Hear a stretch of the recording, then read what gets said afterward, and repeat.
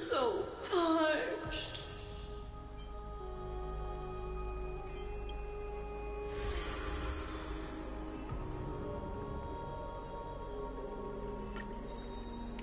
The sea.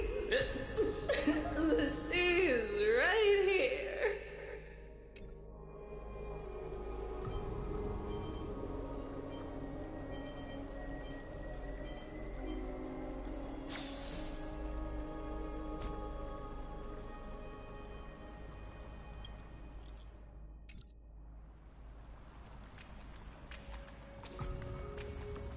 I'm so parched. I'm so parched.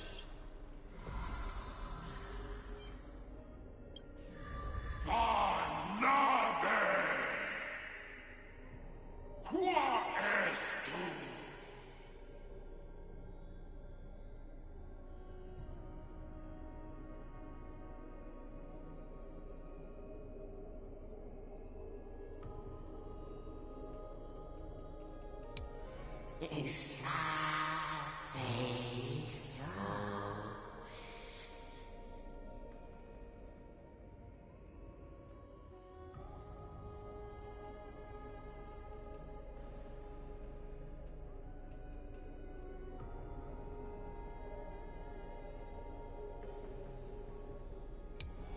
Nazue.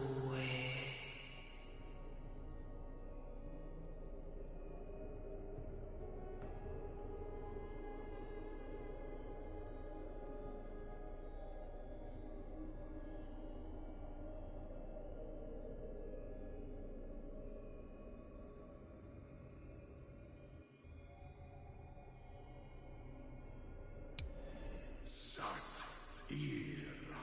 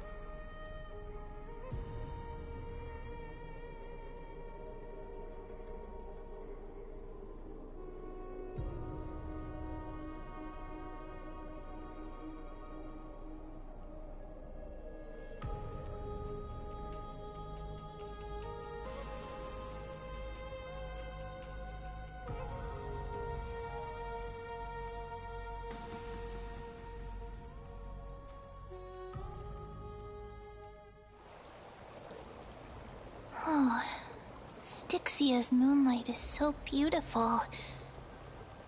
And the River of Souls is so quiet. It's like everything that happened was just a dream. I wonder if Cass is doing okay on the other side. If I write a letter and put it in a drift bottle, will she be able to read it?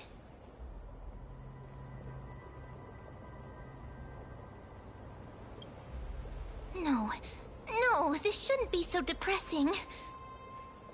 Now's not the time to feel down. We gotta pull ourselves together.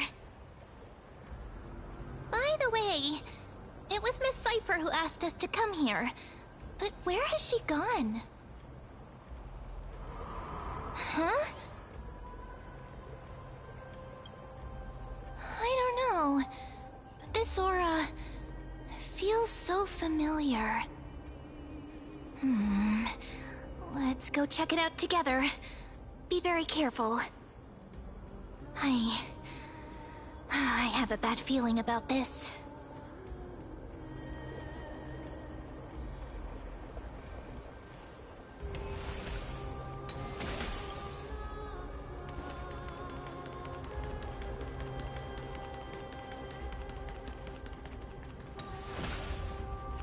Hey, what's that on the ground? Should we pick it up? Careful, careful. It's a piece of black cloth. Now, where have I seen this before?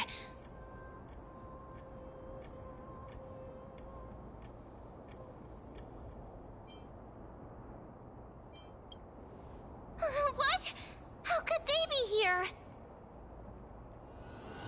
Mimi!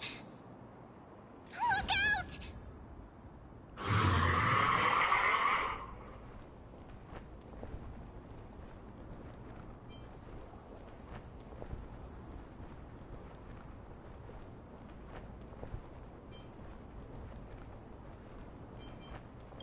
Wait! We both know what this thing can do! Let's try our best to deal with them for now, and we'll slip into the past with Time's power as soon as we can.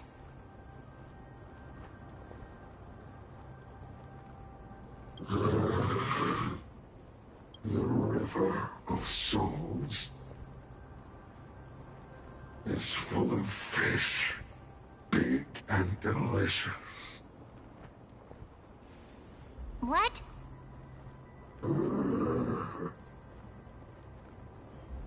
The flame chase journey stops.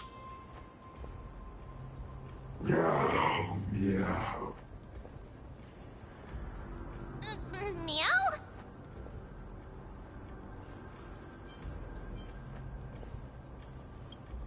We already knew about the mad part, but are we still in danger?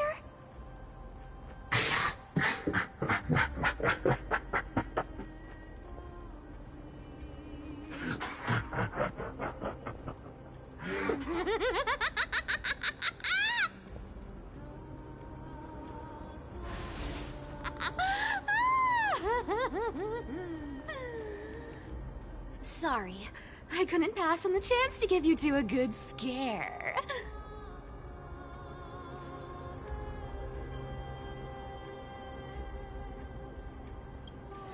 Ah! Don't run! I'm the real Cypher. The real one. Come on, don't be upset. I'm just giving you a kind reminder that Emphorius isn't safe at all. The whole place is full of dangers, including that Swordmaster. Make sure you stay on your toes, no matter where you are.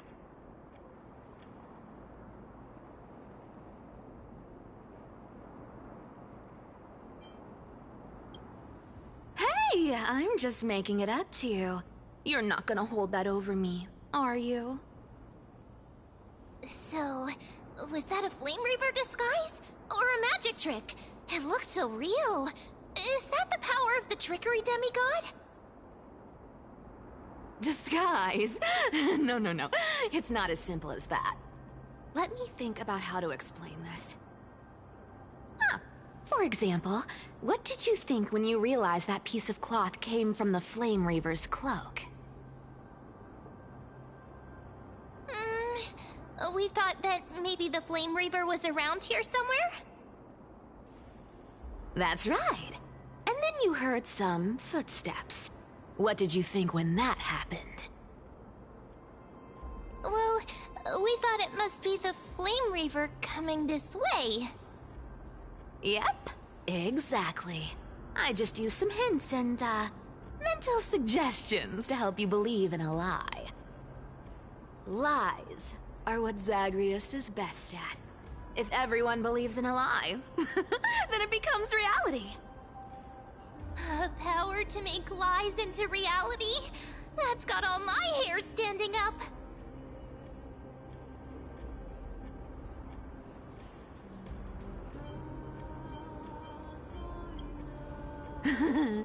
I sure love your arrogance, Gray Mystery. The seamstress trusts you for a reason. Someone as honest as you couldn't trick me even if you wanted to. So, there's no harm in telling you. Besides, we still need to team up to go treasure hunting, right? Let's wrap up here. It's time to get going. Oh, was that your teleslate?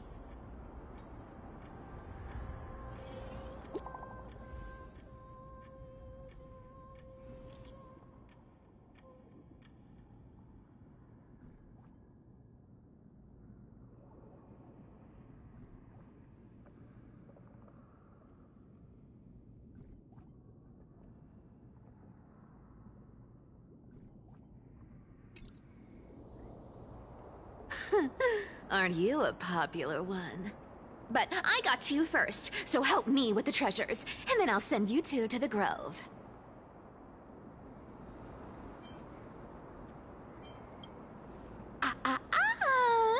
Curiosity killed the cat, you know. Do you think I'll spend it all? That's so not why I hunt for treasures. Don't forget, I'm a demigod too. And there's a line reserved for me in that stupid prophecy as well. You shall walk with greed and die over petty change. But I don't believe in that. As long as I keep collecting treasures, then I won't need to care about petty change. And as long as I don't hurt other people when I get what I want, I won't be walking with greed. Right? Isn't that simple? So, as long as I keep going down this path, all those predestined prophecies and fates will never catch up to me. That was a long speech. I'm getting thirsty at this rate. The treasures of Styxia aren't gonna float up on their own. Come on, Gray Mystery. Show me what the authority of time can do.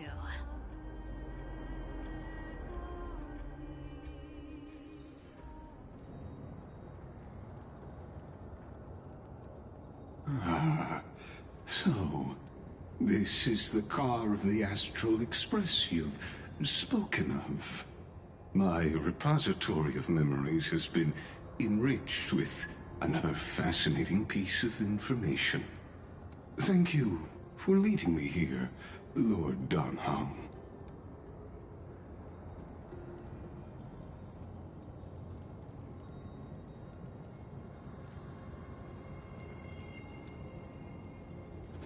Archimans hold wisdom and knowledge in high esteem.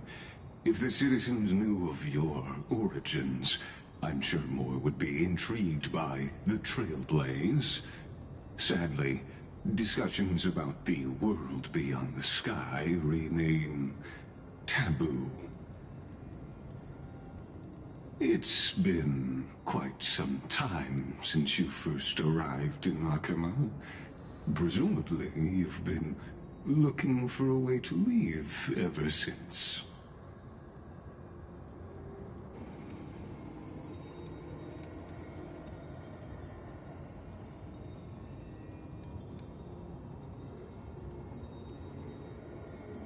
Don't be too hard on yourself, my lord.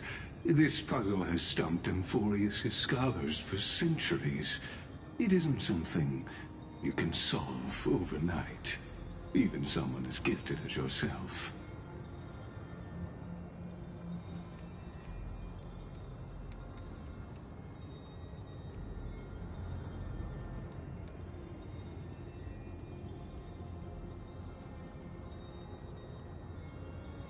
Exactly. Of the 12 Titans of Emphorius, Aquila is known for being the most capricious. The weather itself reflects their mood. Tranquil sunshine, mournful rain. Aquila's breath is a brisk wind, and their cries resound as thunder in a storm.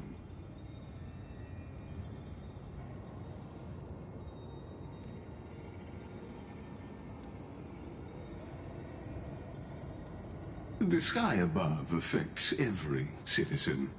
It's clear that Lady Aglaya's decision to confront Aquila at the end of the Flame Chase journey was a carefully considered strategy.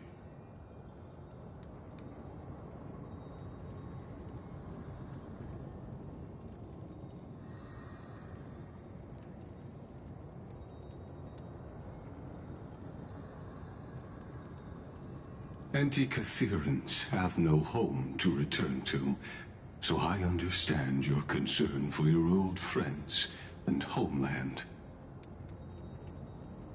I used anti-Catherian technology, or scanning, as you might call it, to assess this car. Assuming my judgment is correct, I might be able to conduct a thorough overhaul of its power systems. Of course, that's only if you, my lord, permit me to interact with it.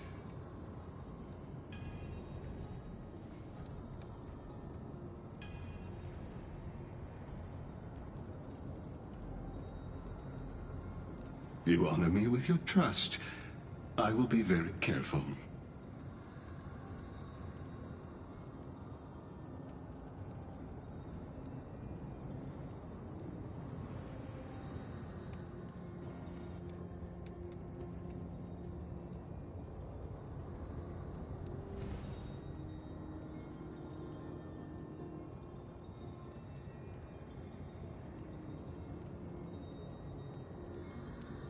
Not exactly, but we Anti-Catherians are inherently sensitive to machinery. Carefully endowed our kind with a unique advantage for analyzing and learning. If you give me some time, I might be able to fully restore this damaged car to its former glory. Then you and your esteemed companion could set off on your return journey sooner.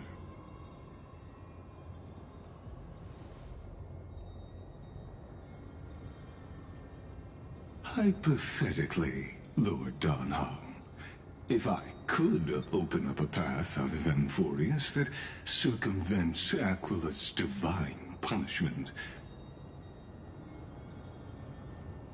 would you consider ceasing your support for the Flame Chase journey?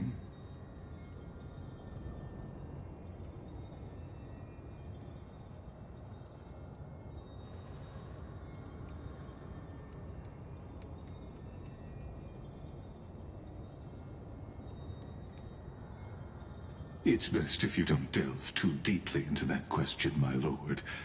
All you need to know is, I can make it happen.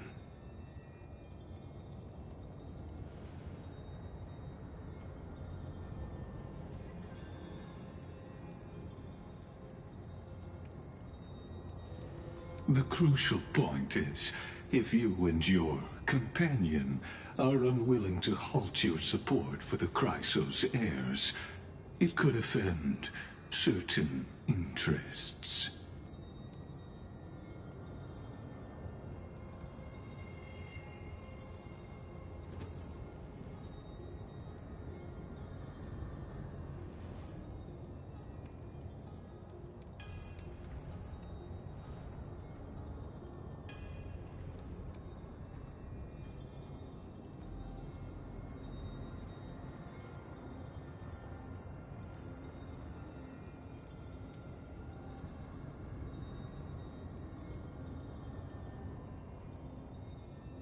Your prudence impresses me, just as expected.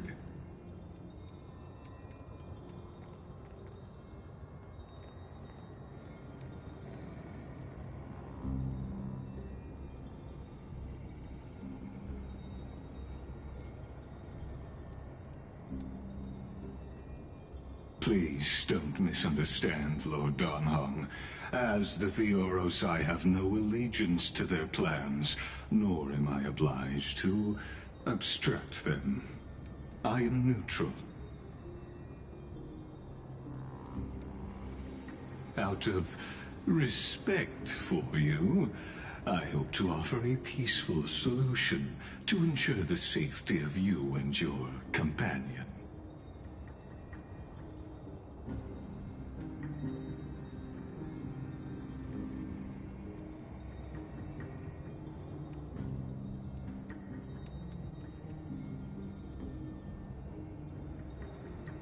I will not. As I said, I remain neutral. Are you asking this because you plan to refuse my offer and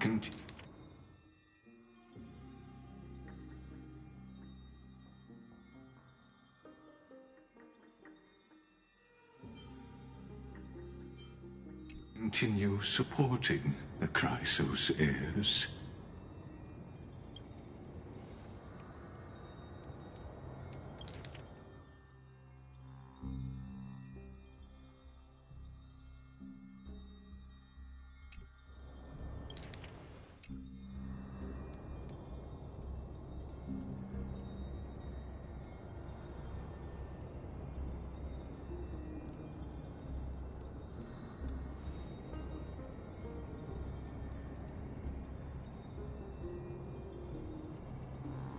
So I see. This is what you call trailblazing.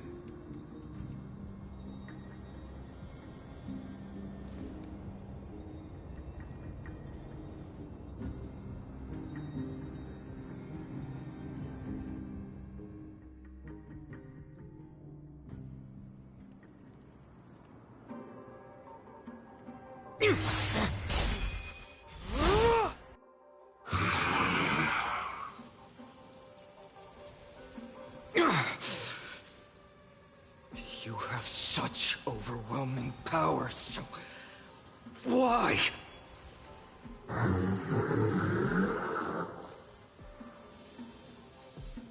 Answer me! Why do you stand in our way? Why do you want to take the core flames?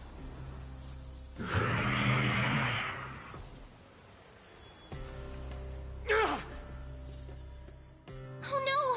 He can't hold on anymore! Drag him back here, friend!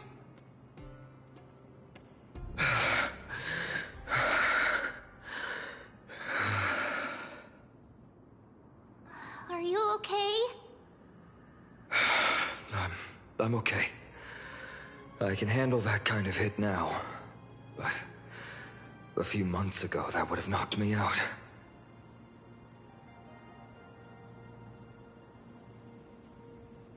Thanks for worrying, buddy. Thanks for the help. To face Aquila and other potential threats, I must sharpen myself with the most aggressive methods. Even so, it's impressive you thought of this training method. Battling the phantoms of the past in the River of Time? It's just like the hyperbolic time sanctum that the bards describe.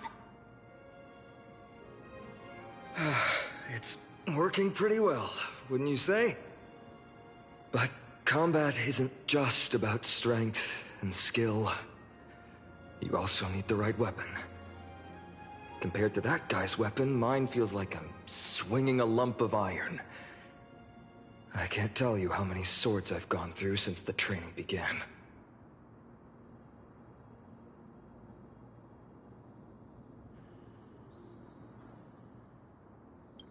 Don't worry. I've already arranged that. Of course I need him. I asked him to make a suitable divine weapon for me. It's a little embarrassing to say this, but in order to help me, he deliberately turned down all other business. Oh, Cartonis is part of this flame chase journey after all. Full of energy. Thinking about how he's been recently, maybe you're right. But, Finon, I've been somewhat concerned about you. Lately, you seem more and more fixated on that Swordmaster in black. That's quite the sudden shift in topic. I've been holding this question in for a long time. You're getting stronger, but seeds of unrest are also growing in me. Don't worry. I'm not wielding my sword for revenge. He's been through Nikador's trial and understands. Those who can't walk out of the shadows of their past are ultimately weak. Times have changed. The responsibility I bear is both precious and fragile. I wield my sword for the future of Amphorius. I will not let hatred cloud my judgment again and neglect my duties.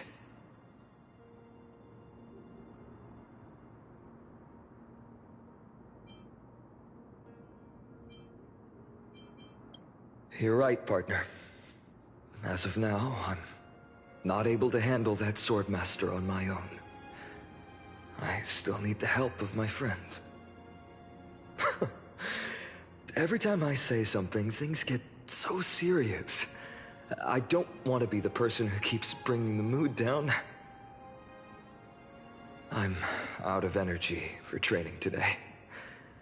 How about we go to the Library of Philia to lighten the mood? Sure, that's what I've been looking forward to. We deserve to enjoy ourselves after all the hard work. Today, I'm definitely going to...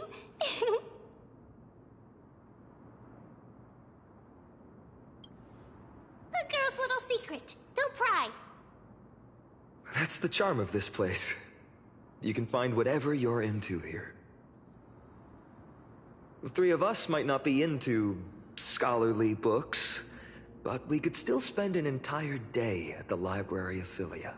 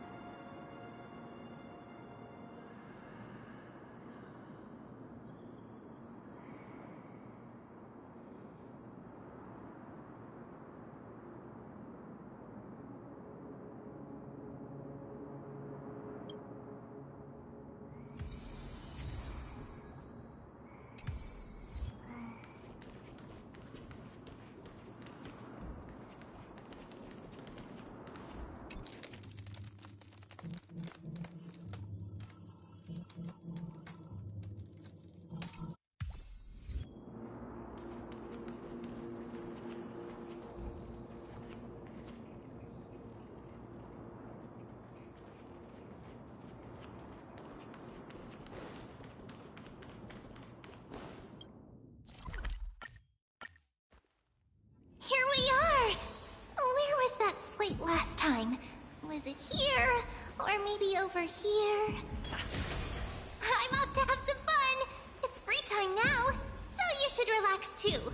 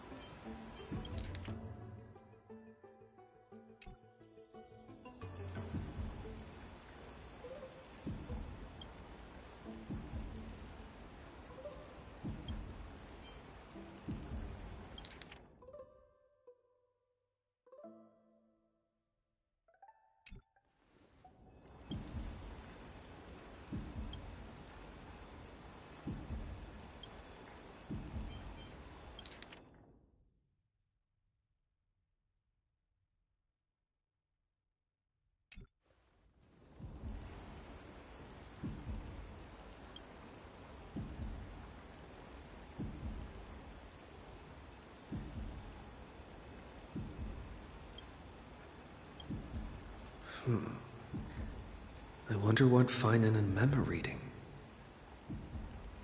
Let's take a closer look.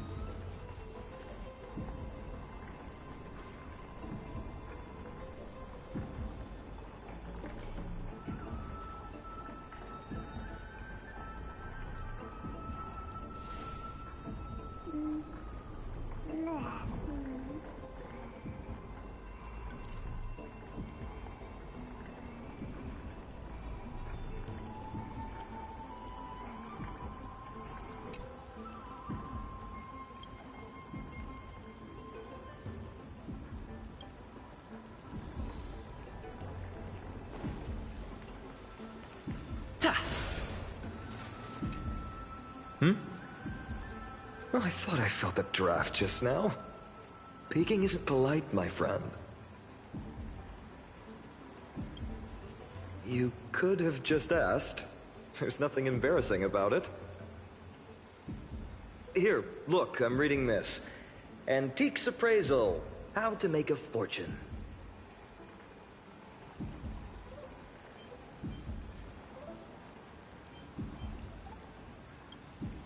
No way. I've invested almost all my savings into this hobby.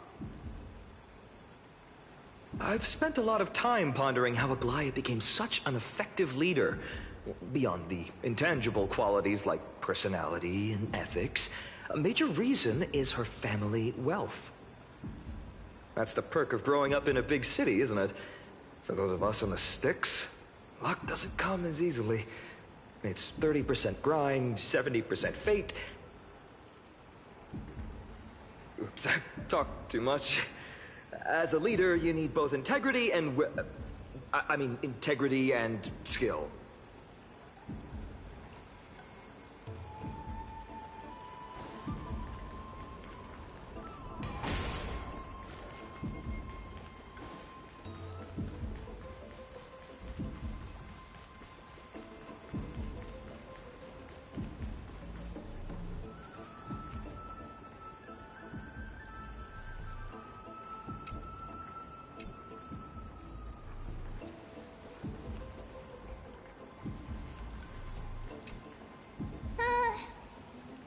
Month of cultivation, curtain fall hour, a time to feast on grains, but poor time for fishing. Oh, but then again, are there even any spots left to fish in Emporius these days?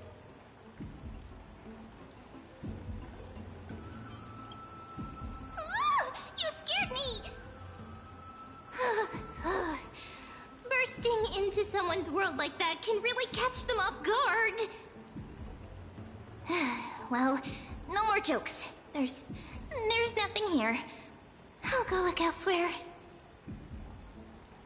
Something's odd about Mem. What are they flipping through?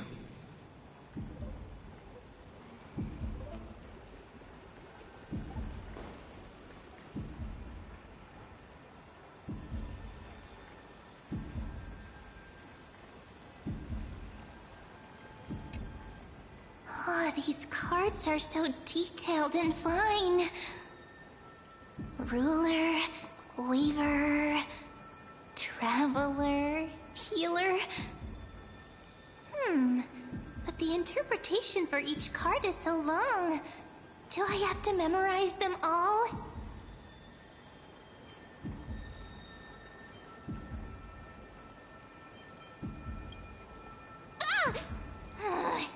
What a coincidence! We meet again. Guess we're fated to be together, huh? But you must be busy, so I won't bother you for now. Hope your day, every day, is joyful. So suspicious. Not like their usual self.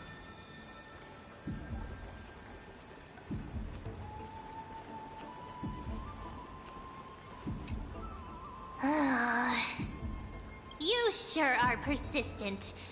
Alright, alright. I'm totally helpless against your charm.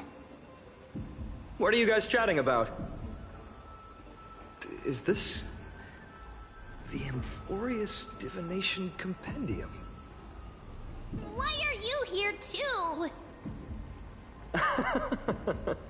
Sorry, seeing you two chasing each other around, I suddenly found my book not that appealing anymore.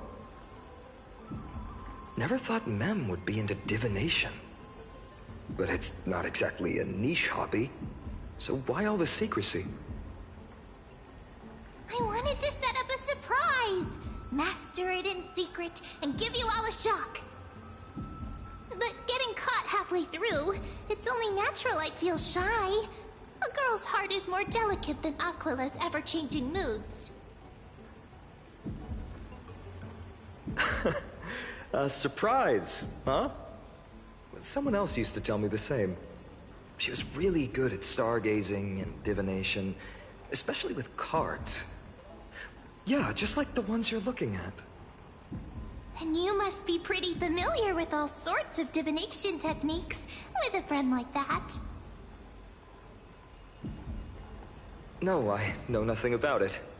I've never really believed in using cards or bones to predict the future.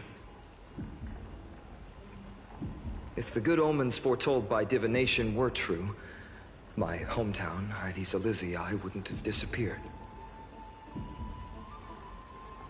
Don't forget, we've got Lady Trina.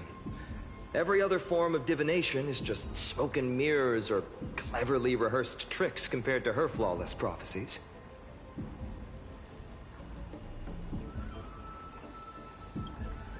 To me, divination could be a power that guides our spirits. Fate always casts a shadow in front of us, clouding our view of the future. That's why people turn to divination. It's just to find a small reason to give them courage to face the unknown. After all, the first chapter of the Divination Compendium discusses the significance of divination. I'm just expanding on that a bit.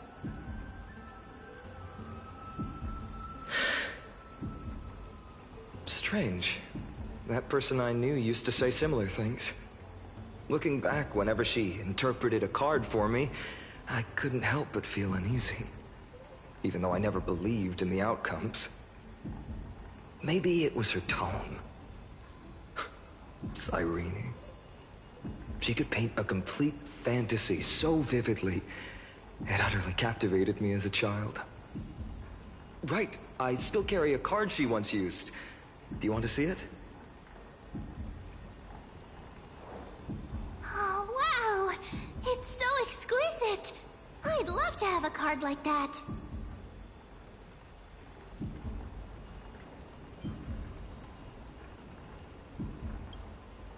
Oh, now that you mention it, yes. It would be even better if it were made of, say, crystal. Speaking of which, partner, there's something I haven't shared with you all. Remember our first trip to the Temple of the Three Fates? The riddle that Orynyx posed to us?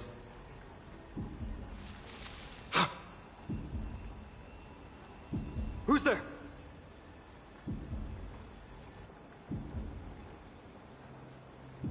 You are...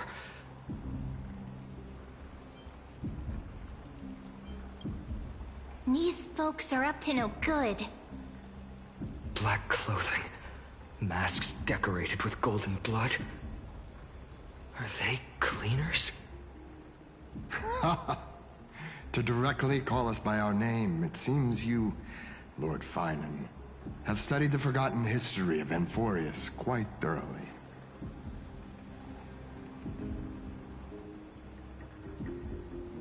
Your friend seems quite interested in us. Perhaps you could explain, Lord Finan. It would be the polite thing. We can't let our esteemed guests pass away without understanding. During the Chrysos War, to combat the Chrysos heirs, several cities formed an underground assassin squad called the Cleaners. Their task was to erase anyone with golden blood from existence. Assassination, poisoning, political persecution. They would do anything to achieve their objective. Well, this historical perspective seems biased, glossing over the Chrysos heirs' abuse of divine powers and their blatant initiation of war in order to defame our predecessors. Could you disclose the name of the author behind this popular legend, Lord Finan? I'd hate for the innocent children of Akama to be tainted by such slanted narratives. You should have stayed buried in the dust of history. The Citizens' Assembly has once again legitimized the mission of the Chrysos heirs. But as for you, not one citizen would cast their vote for you. Executioners lurking in the shadows. What does it matter? We've long since stopped expecting to be understood. People have become too accustomed to peace, and they've forgotten the disasters that arose from allowing generations of the Chrysos heirs to rule. Complete nonsense. Did you really travel all the way to the Grove just to have an argument? I enjoy dealing with people as straightforward as you, Lord Finan. You've probably figured out why we've come before you.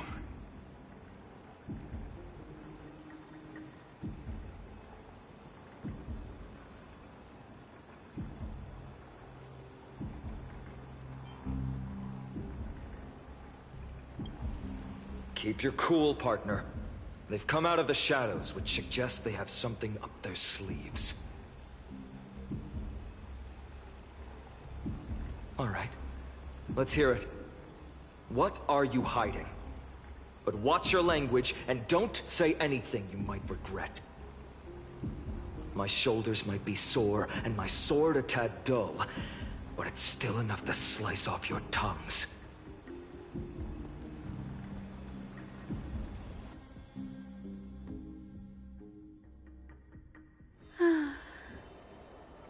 How's it going, Cinny?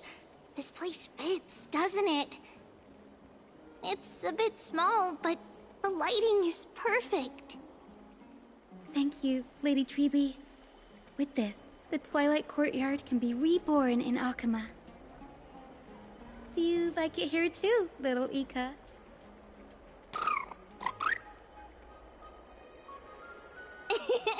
It's so bright here. Maybe you should rename it? How about Luminous Courtyard? Lady Treby makes a good point. But Twilight Courtyard carries the long history of the descendants of the sky, and I'd like it to continue. Right. How does the legend go again?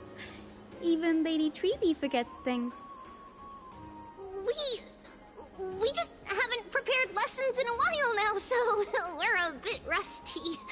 Just give us some time and we'll remember. Ah! Now we remember. Kremnos and the Firmament, Volume 3, Section 5.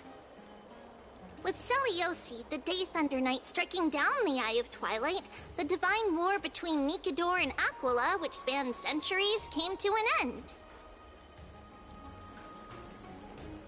Thereafter, the Skyfolk gradually declined. Numerous sky fortresses were abandoned, and their descendants began to establish themselves on the land. Finally, those descended from Seliosi the Day Thunder Knight were welcomed by the scholars under Circes and established the Twilight Courtyard in the Grove. The historical records seem slightly at odds with our memories, but the details from that time have become somewhat hazy to us. Oh, I forgot. For a Lady Treby, history is more than just words on a page. It's something you've personally lived through.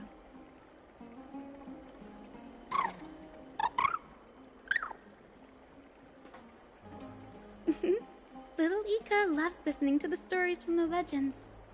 I'm sure you're also imagining one day you'll be as awe-inspiring as the winged beasts by Celiosi's side.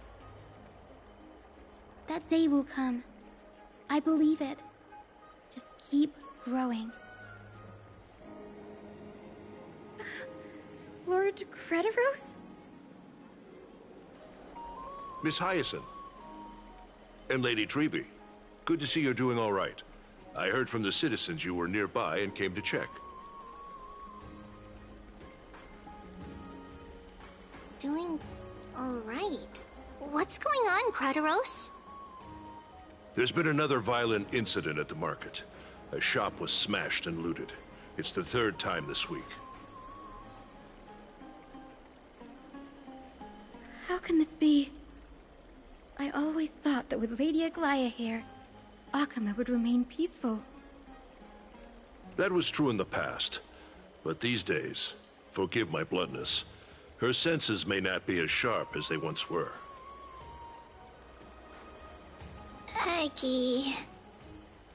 In my opinion, malevolent forces have noticed the slack in the golden threads and are now plotting to exploit the opportunity.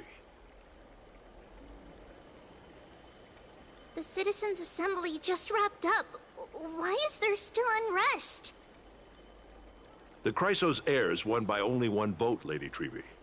From my years of experience, a narrow victory often walks hand in hand with unrest. Trouble! Miss Hyacinth! Trouble! Clementine. Take a breath.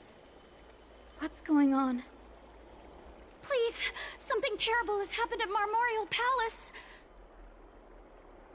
What is it, Doctor? Calm yourself and talk us through.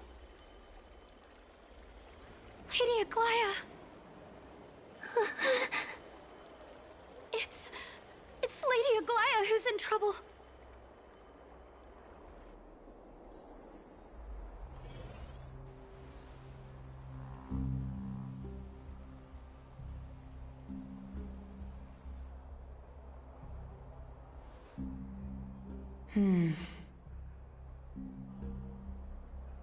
I still remember. This bath that overlooks the entire palace was built by the Council of Elders 900 years ago.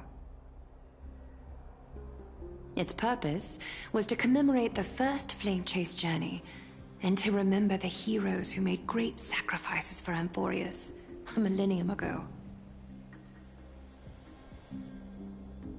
Rules were set then. No one was allowed to enter, apart from guests invited by the Goldweaver.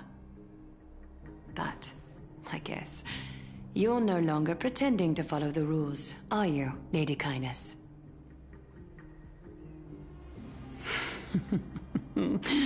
Aglaya, Aglaya. You ageless witch, hiding behind a divine facade to deceive mortals. We've been far too kind with you. Kind? There's no need to use such a word to cover up your incompetence. Anaxagoras humiliated all of you before the citizens. If you still had any shred of shame, you'd throw yourselves from Dawn Cloud at the curtainfall hour to salvage the last fragments of your dignity. Demigod, why not gaze into the water's reflection and see the wretched face you wear now? These days you're not only blind, but also deaf. The cleaners were born for this moment. When all orders, rules, and laws fail to restrain you, it's time for the dagger to pass judgment. If you're in such a hurry, give it a try. Going toe-to-toe with a demigod? We're not that foolish. The dagger isn't at your throat, but...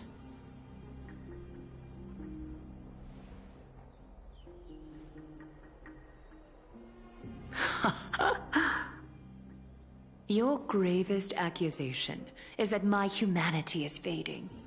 And you claim my concern for mortal joys and sorrows is nothing but a facade. If that accusation holds, what makes you think the lives of these civilians will sway me in the slightest?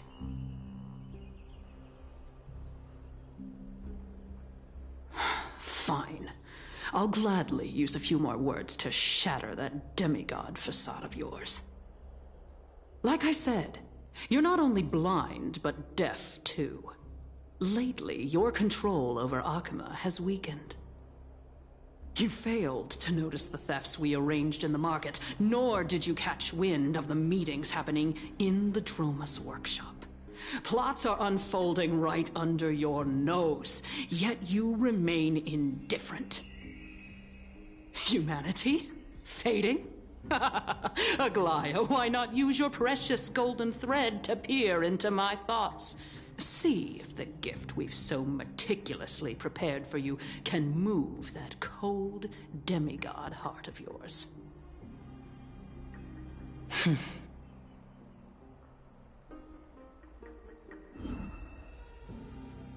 In this moment, I only regret not being more ruthless.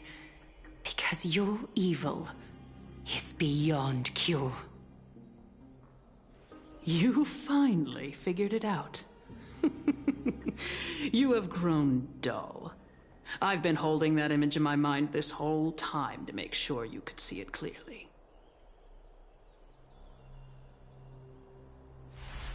I want you to have this knucklebone talisman, Big Sis. I hope it brings you luck every day and keeps you safe from bullies. That girl who can't speak or hear, what if she accidentally lost her eyes too? You know better than anyone what it feels like to lose your sight. Imagine if 1,000 years ago you, already blind, had also lost your voice and hearing in your youth. Would you still have become the Aglaya you are today? Look at those broken, pleading eyes. How disappointing. We overestimated your cunning. If this plan fails, we still have dozens of splendid parting gifts prepared. Demigod, would you like to hear about them? I thought I could buy some more time. In these 1,000 years, I've witnessed the fall of 10 titans. From my naive arrogance at the beginning to slowly learning how to guide others.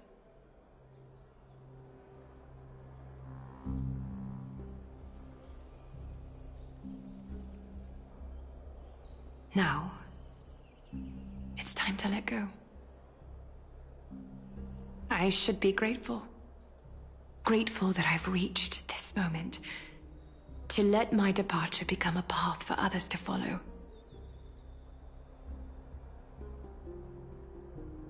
Have I done enough? If I embrace that prophecy now, and sink into the warmth of these waters,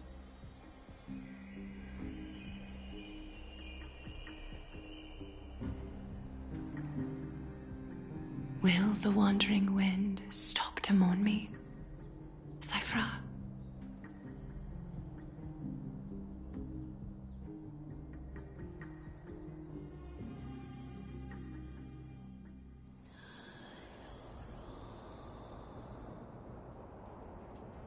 Seamstress! I've come as promised. Look at this box full of gold and silver treasures! I bet there's stuff here you've never seen. Come on! As we agreed, I want to buy the most valuable clothes you have. Little thief! You've got some nerve, barging into my shop dressed in those tattered rags. What have you brought? Let me see. Here, take a look. Only the finest goods. See the sapphire? It's even more blue than Fagusa's eyes. Such exquisite luster.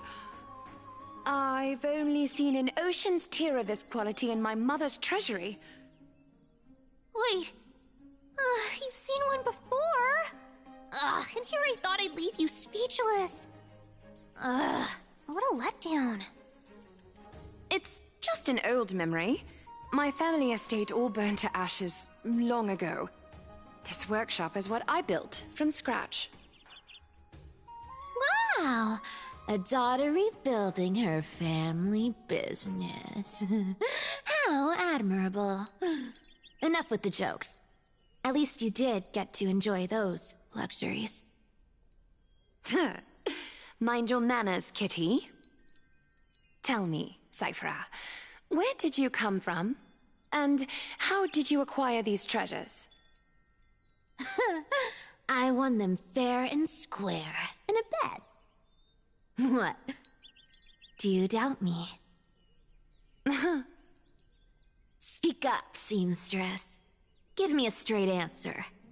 Do you want these or not? Strange. You're clearly lying to my face. But my golden thread doesn't tremble at all. That's because I'm not lying. I've been telling the truth from the start. Is that so? The scars and the mud stains on your face tell another story. Oh, come on. Can't we just do business without all this chatter? Don't worry. I didn't leave any evidence, so no one will bother you. How can I trust a word you say when you're so skilled at lying? Dealing with you rich people is such a pain. Always wasting my time. Fine. If you don't want it, there are plenty of others who do. Hold on. Your treasure? I'll accept it. But these alone aren't enough to purchase the Gold Weaver's finest clothes. That said, I do have something that would suit you perfectly. Oh. What do you have in mind? Look. Come a bit closer. Oh, it's shimmering gold. Absolutely stunning.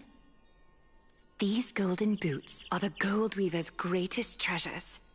Though not as valuable as the most precious gowns, they hold a magical power. Legend has it that Zagreus blessed these boots, allowing anyone who wears them to move swiftly and silently. Put them on, Cyphera, and don't get caught again. A face as lovely as yours deserves better protection.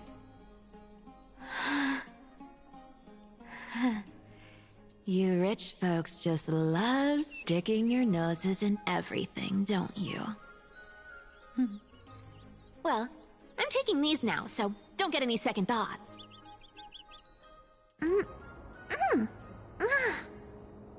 What's wrong? Do you have a smaller size? These are way too big for me.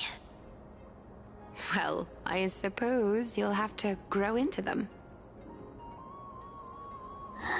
Fake! Fake!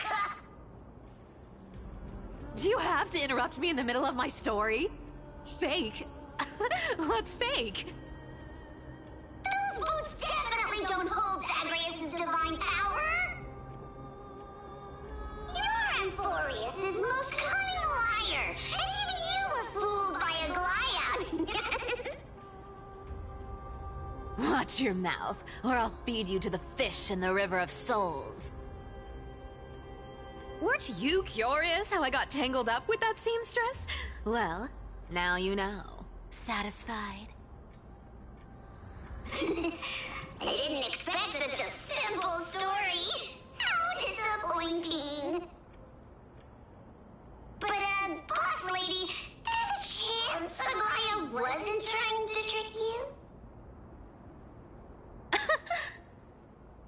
you're defending her. No. I just think the story's so moving, it'd be a shame to ruin it with a lie. If I could cry, I'd be in tears right now. Good thing you've still got a sharp tongue, or you'd have been stuck guarding someone's front door ages ago. Enough chit-chat. Let's take a look at this place. The city of Styxia.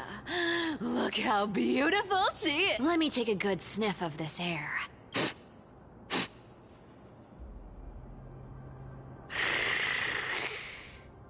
This air, it's filled with the scent of treasure everywhere. Wonderful. Just wonderful. Thanks to Castorus and Grey Mystery, the ancient city's barrier was finally dispelled.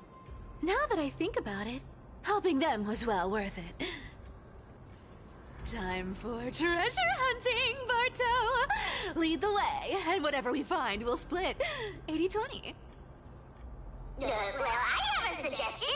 How about 70-30 instead? Listen closely. Do you hear that? The gnawfish in the River of Souls are growling with hunger. 80-20 it is. How generous you are, Boss Lady Cypher. Anyway, what's with all this water? It's damp, cold, and miserable here. I hate it. Ooh, the mighty demigod of trickery.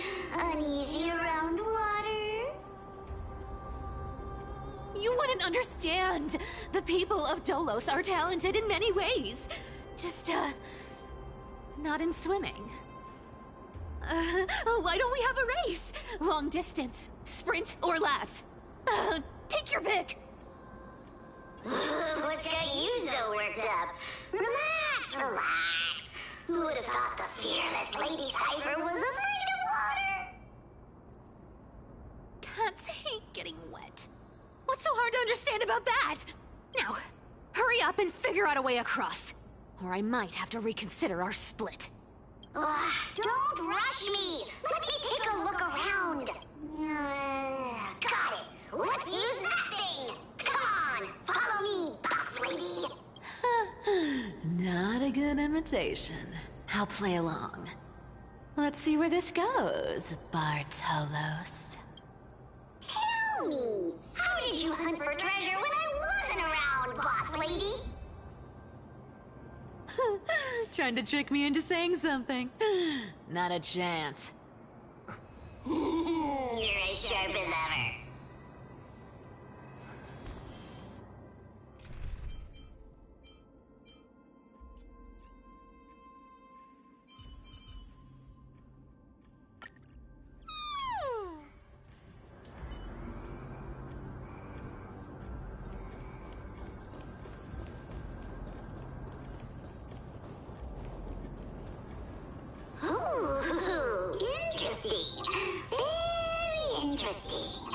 Was this device designed by priests of Ornyx? Do you think you can handle it? Don't underestimate me, boss. Just find a cozy dry corner and wait for me. Mission accomplished. Now you don't have to worry about your tail getting wet.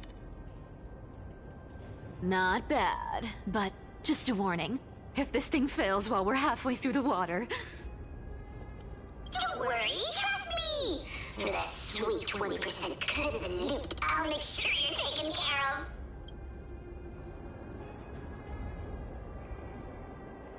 Huh. This feels truly magical. When did you pick up this trick?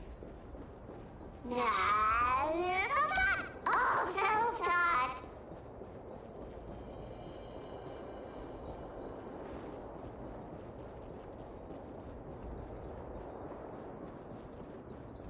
We're here. Can we turn off this spotlight now? It's really blinding. No problem. Just use the device over there to shut it off. The scent of gold coins, gems, and Fine leather. Yes. Right here. What are you waiting for? Start digging. Roger that! Watch me!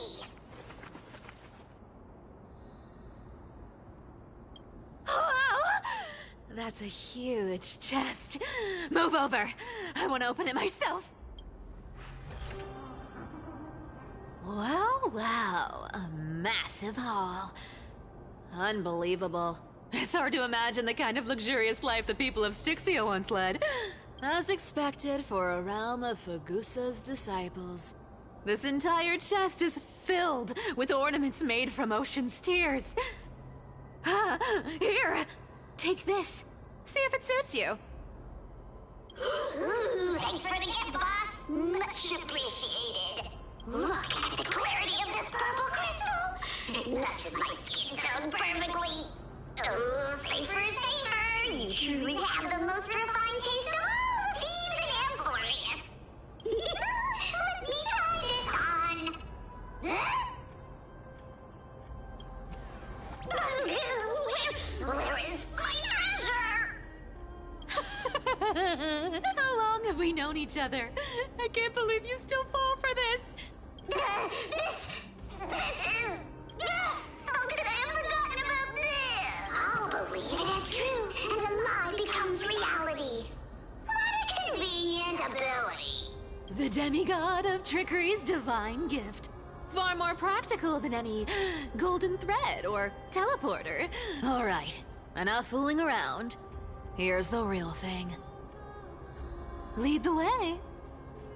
Cipher rules! I've already pinpointed the next trove of treasure! Starting navigation. Boss lady, we're set to make a fortune this time! Got any plans on how to spend it? Of course. Spend nothing. Have you forgotten my Whoa! Isn't that like... Uh-huh. Isn't that the controller? Once activated, this thing makes a racket that can be heard for miles. It's just too stupid. Seriously, what was the Titan thinking when they came up with this thing? Hey! If you don't want the trickery to be exposed, you'd better start by keeping your mouth shut. What do you say? Boss lady, you're absolutely right.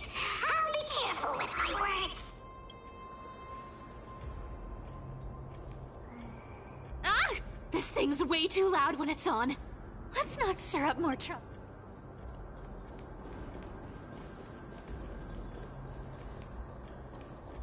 Here we go round the river of souls.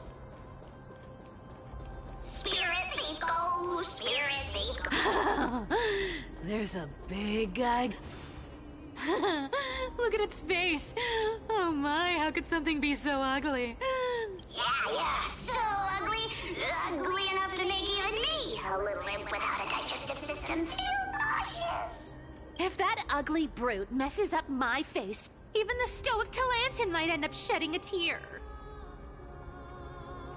Indeed, that would be heartbreaking. Clearly running away is the sensible choice. So, how about you take the front? I'll attack from the side. Right. Fleeing fits a rogue nature. Huh?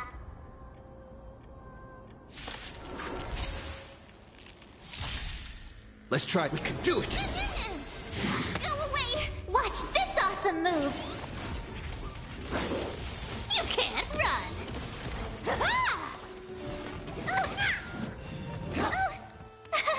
Phew! Me. Found me. We can do anything! Come to me! Try that again. You can't run! Me! You can't run! Watch this awesome move!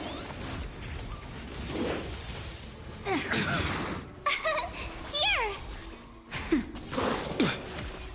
like it all. With enough believers, lies become reality! Gotcha! Found me!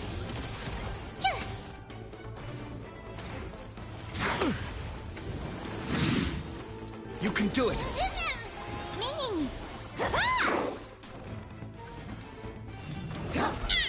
can't run! Go away! Nap time. You can't run! You can't run! Watch this awesome move! Just a little something. Think nothing of it. We can do anything! Come to me! Such an ugly and useless creature, taken down with just a couple of hits. How boring. Hey, Bartolos, are you still alive? Give us a squeak if you are. Here! Squeak! Look at you, all shaken up. Can't handle even this bit of action. It should be safe here now. Get to work. Aye, boss lady Cypher!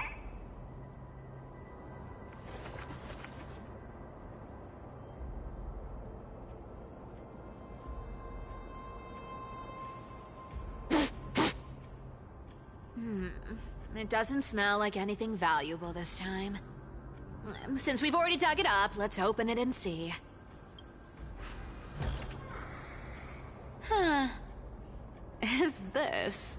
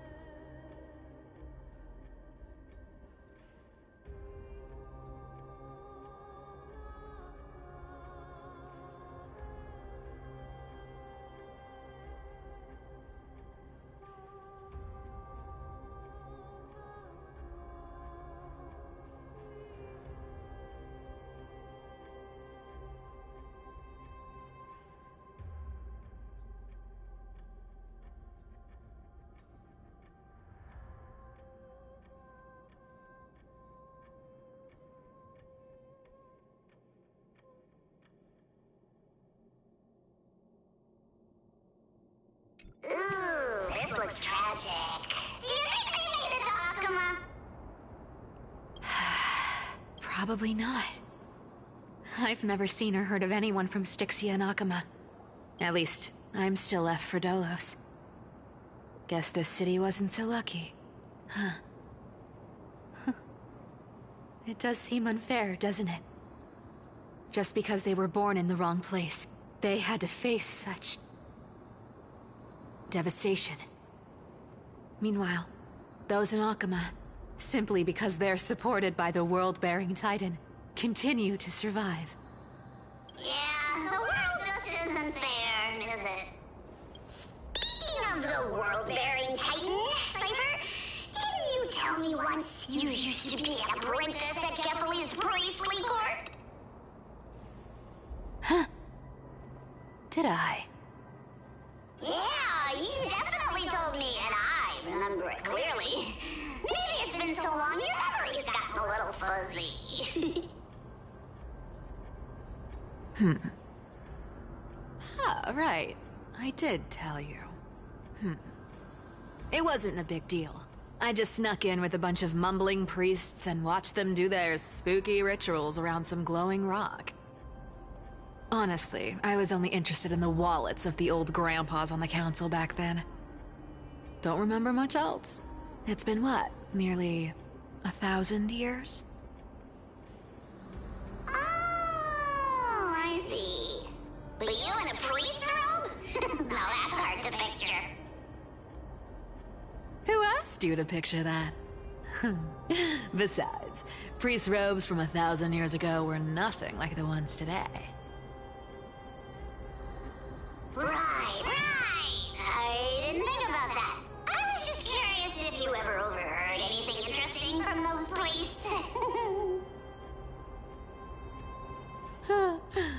How ridiculous.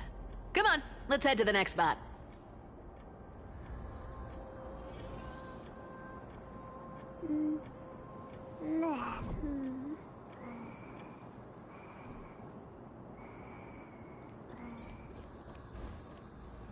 Where did this roadblock come from? Ugh, this is so annoying.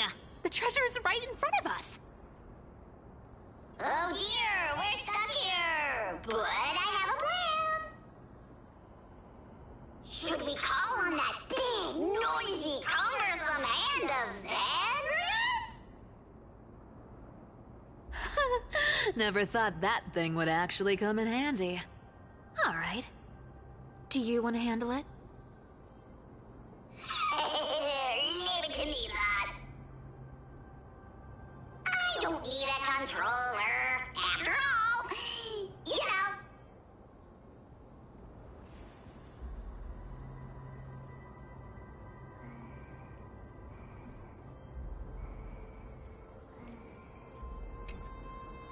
Hand of Zagreus, my darling. Activate!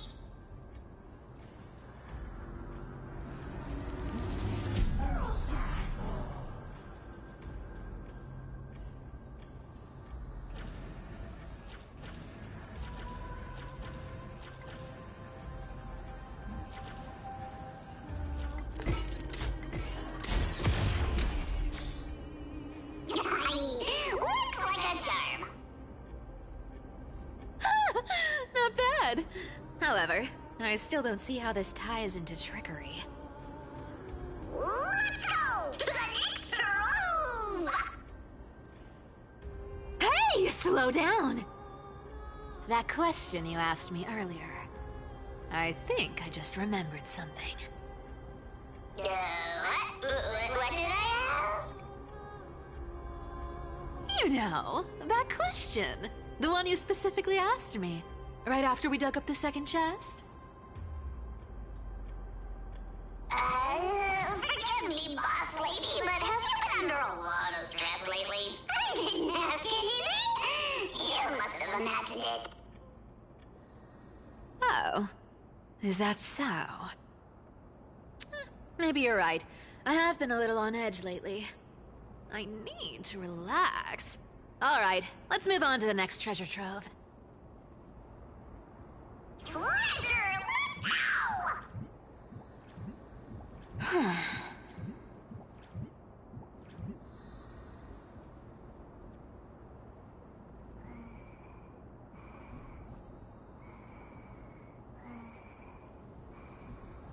Twinkle, twinkle in my chest, how this core flame is. This scent feels like something incredible is buried here. Incredible indeed! If even boss lady says so. Do I need to give instructions here? Get digging.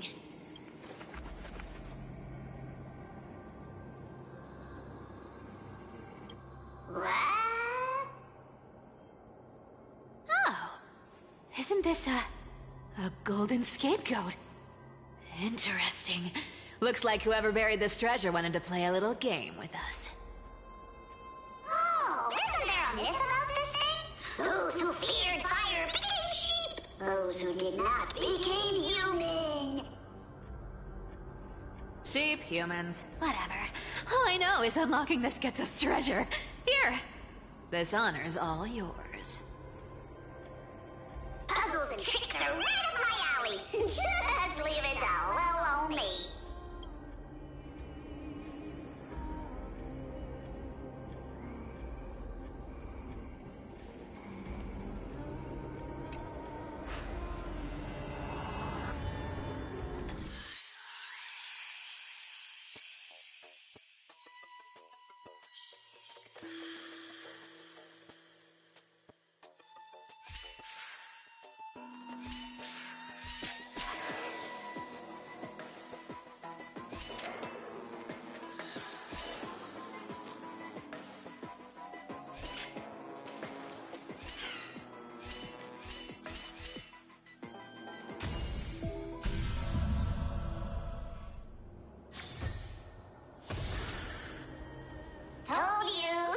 you can stump me. Cypher, it's your turn now. Stop! Stay there, and don't turn around. Huh? What do you mean?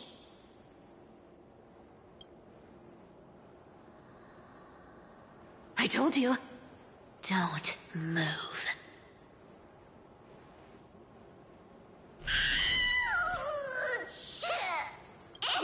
My poor old back. What are you doing? Shh, quiet.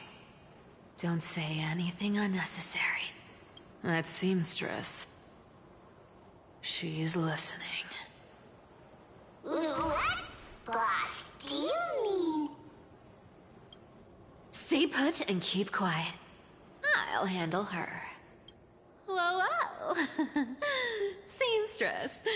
Getting sneaky, aren't we? Did you think I wouldn't notice your little spies lurking around me?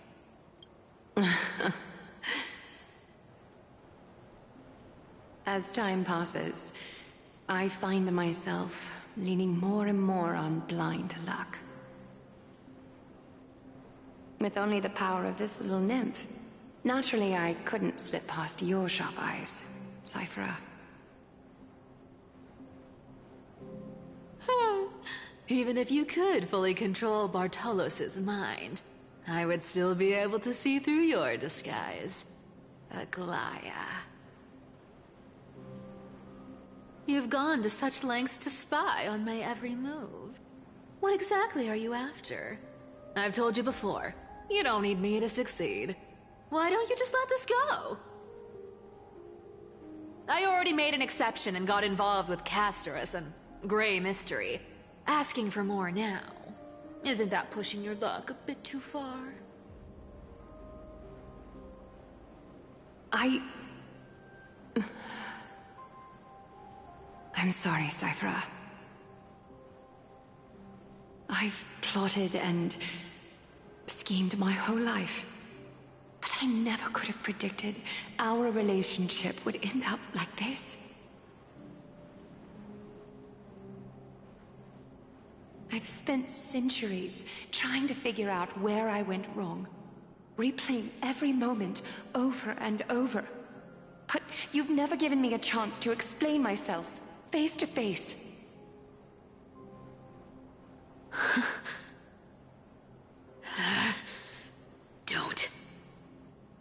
Don't talk to me like that. You know I can't take it.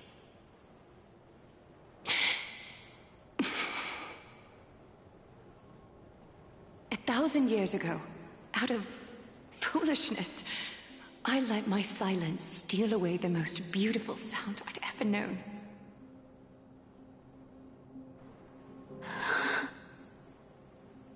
I see lens. So this time, I must say this to you, even if it's all in vain. I need you, Cyphera. The Chrysos Heir's mission needs you. The finale I've delayed for far too long. It's finally here. Whatever resentment you still hold against me will fade once I'm gone. Please, come back to Akama. I'm begging you. Without you, they don't stand a chance.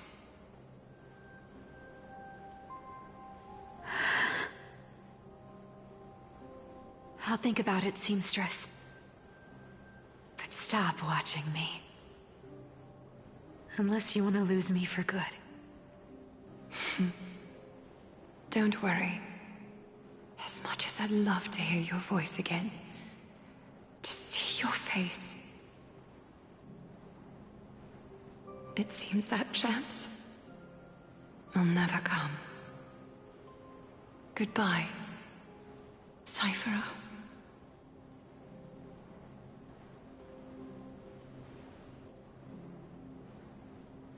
Goodbye, Aglaya.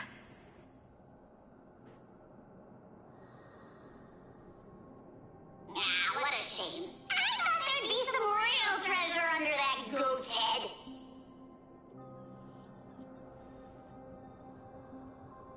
Turns out, everything in that chest was soaked in water from the River of Souls. Nothing valuable left. Those relics were once priceless. But time has eroded away all that they once were. Aww, hearing that from you makes it sound so sad. Wait, why am I getting all sentimental? I haven't even processed what just happened. That horrible woman. When did she... Oh! If you see her, let her know this. As demigods, we can't avoid our duties forever. Could it have been back then when... Do you remember now? Looks like you don't need me to jog your memory. She must have slipped that nymph into your pocket while you were distracted. Don't underestimate that bug. It's every bit as dangerous as the seamstress's golden thread. Let your guard down for even a second, and it might take over. Make you spill secrets you'd never share otherwise. Whoa, that's like some brainwashing monster straight out of the Black Tide! Creepy. Boss, how did you realize something was wrong? I'm curious. What exactly did that nymph make me say? Huh. Actually, it gave itself away very early on. Speaking of the world-bearing titan, Cypher, didn't you tell me once you used to be an apprentice at Kefali's priestly court? We've been partners in crime for 1,000 years. We've talked about everything there is to talk about. Except for that one experience at Dawncloud.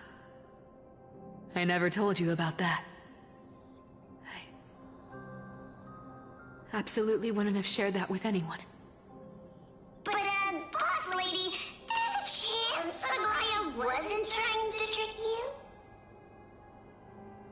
And as far as I know, the embodiment of trickery despises that golden thread which forces people to speak the truth.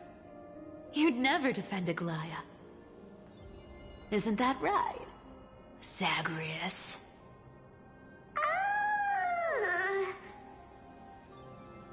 You have a terrifyingly sharp mind.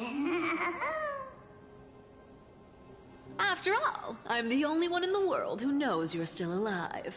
To make sure you survive the Titan trial, I had to fool the entire world. If you want to keep that lie from falling apart, you'd better keep playing your part in the days ahead.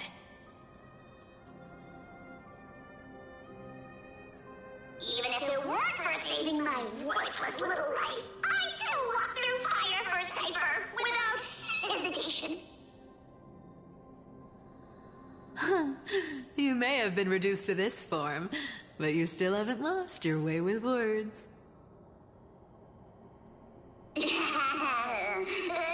of which, Cypher, you're not taking that wicked woman's words to heart, are you? Life's been pretty great lately. Why get into trouble now?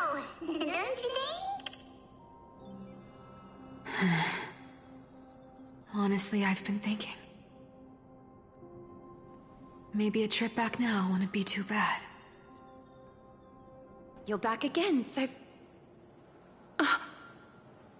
Cyphera, your face. I need clothes.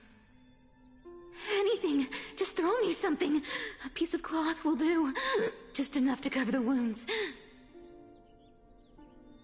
I will pay back the amount I owe. I promise. You're bleeding golden blood. Yes, what about it? So what if I'm one of those Chrysosaurs they talk about? Those infinitely strong heroes, world-renowned swordsmen, exceptionally intelligent scholars. Cyphera. Oh, I'm sorry to disappoint. Who knew that group of amazing people would include me? A pauper. Thief. Con artist. Maybe I should just make another cut to drain all this yellow stuff out of me and... Stop it, Cyphera! I'll give you clothes, warm you up, and stay here. Stay in my workshop until you're healed. Aren't you going to ask me how I got these wounds?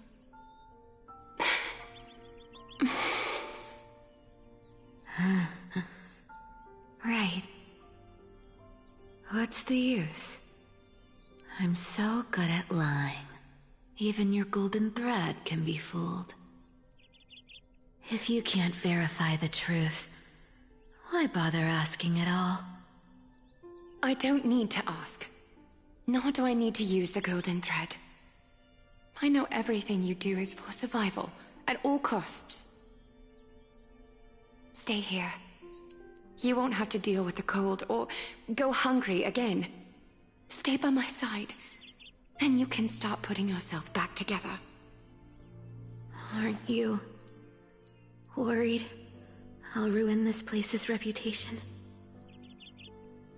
Or that I might sneak off with your precious clothes and sell them? I wouldn't have invited you if I were worried about those things. You're weird, seamstress. You know, they say a child who often lies remains a liar for life. I've tried not to become a liar, but honestly, it's just too hard. I'm close to giving up. What makes you think I won't disappoint you? Because I can feel it. Not with the power of a demigod, but with the heart that beats in my chest. You love this place. That's why you keep coming by, but also why you hesitate to stay longer. You worry you'll tarnish the Gold Weaver name. After taking over Nestia's divine authority, I became used to letting the golden thread distinguish sincerity from falsehood. However, the mission I need to complete requires me to learn to trust and rely on my heart. Cyphera, you're an honest thing I've given to this world. And also a challenge the world has given to me. Stay here with me. You have a beautiful face that deserves better than to be covered in scars and grime. You've got a way of talking that's hard to follow.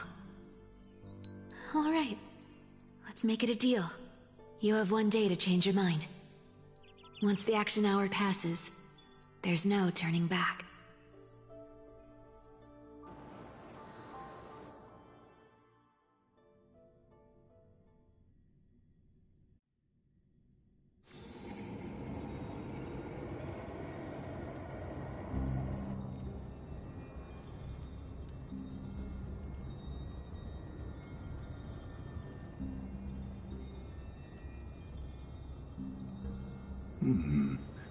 Pressure. Fear. Planting seeds of anxiety. It seems this is the strategy they've chosen.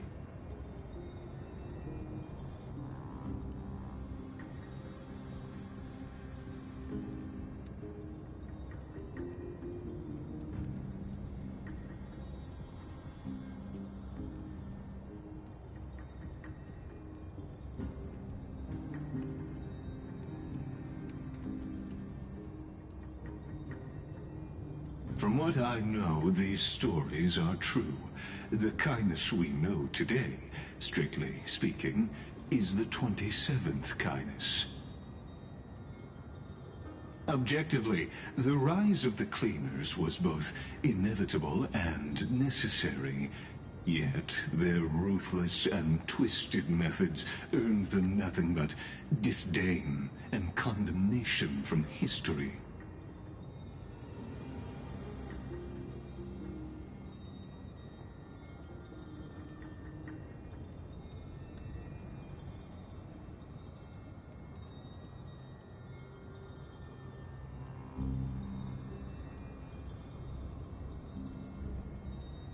Even in these crumbling end times, there are always those who find ways to profit from the chaos.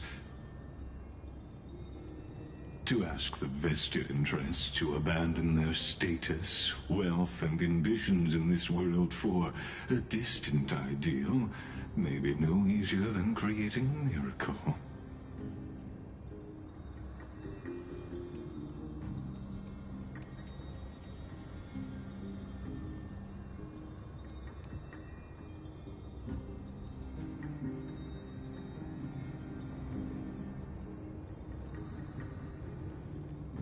There you are, Lord Donghung. We couldn't reach you on the teleslate, so the Holy City Guard almost assumed you two had met some terrible fate. You pests crawling in the shadows, back off. Your plot ends here. You played your hand. Run while you still can. It might be your only chance to survive. Stay away from Akama forever. If you set foot there again, the fury of its people will tear you apart. Because Aglaya is dead, and in the eyes of the Holy City citizens, her blood is on your hands.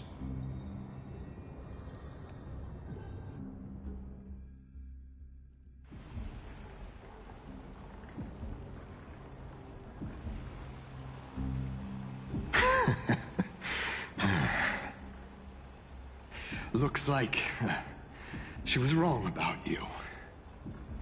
She? Are you talking about the mastermind behind all of this?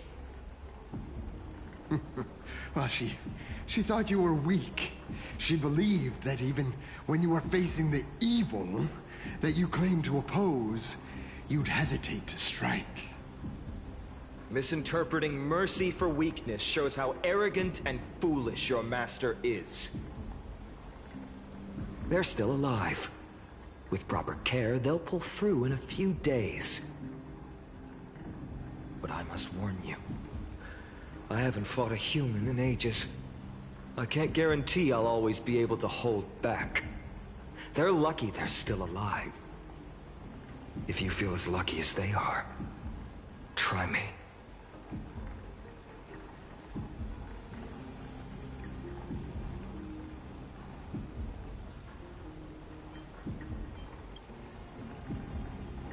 Finon is seriously upset. Get out of here.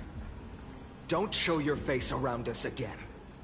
If your master wants to stop the Flame Chase journey, she'd better bring an army that makes Kremnos at its peak look like child's play.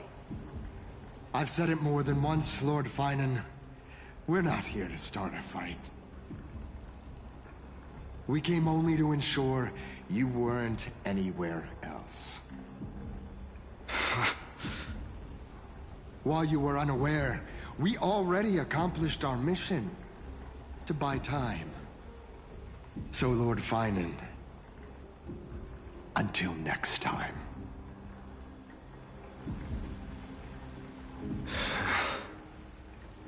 Are you okay? I'm fine. Anyone who uses innocent lives as bargaining chips has gone too far.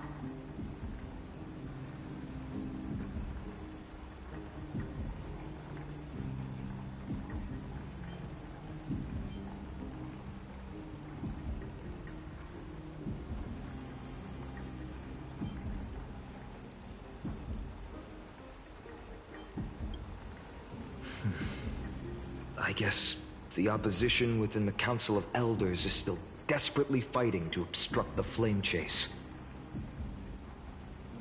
If the conspiracy is exposed, they'll be hunted down in the Holy City like rats with nowhere to run, no matter where they hide.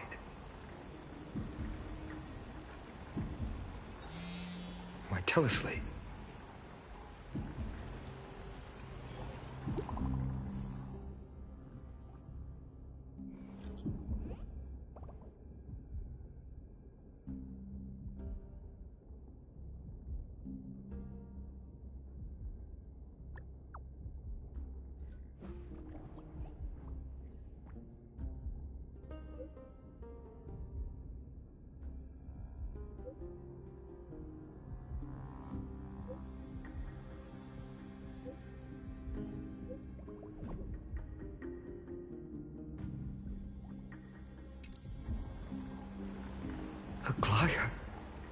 is this?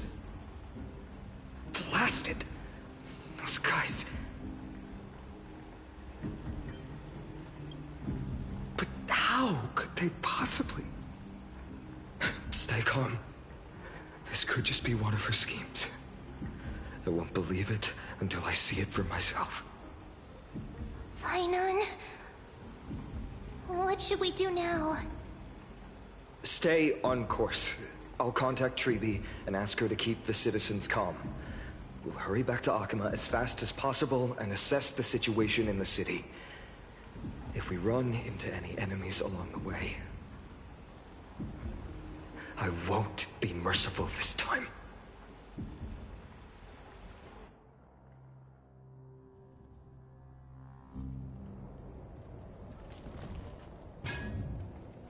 Cartonis?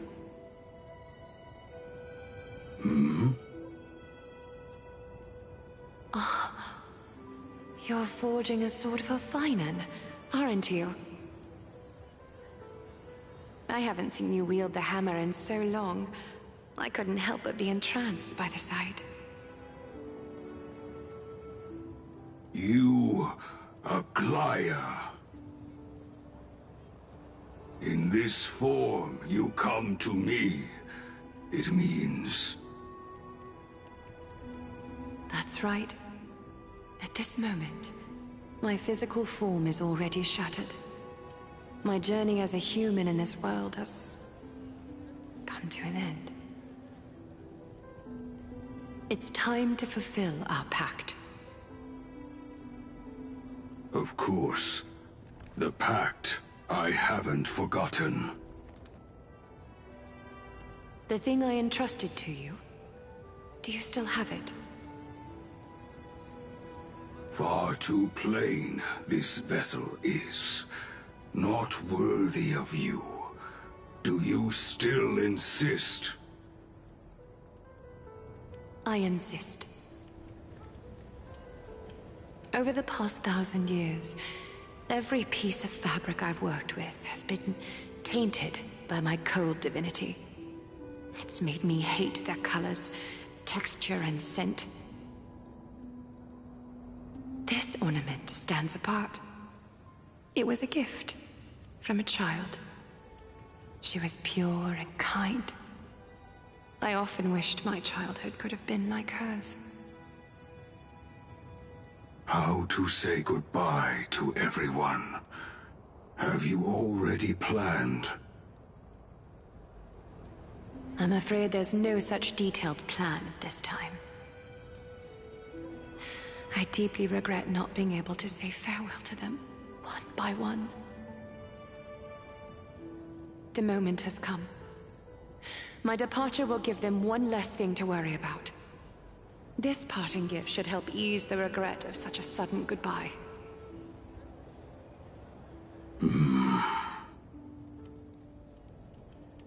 Invented for the Titans, Kremnos' soul-forging technology was. Though divinity it retains, filtered out, the remnants of humanity will be. Is that what you want, Aglaya? You've confirmed this with me repeatedly. Yes, Cartonis. I need you to do this for me. Condense my divinity into this ornament. It might still be useful in the future to help them complete their mission. Selfless until the end. Envy that child, there's no need to. Already lived a grand life your humanity has. Your praise puts my heart at ease, Grand Craftsman. Now, please, take me through the last tempering that fate has to offer.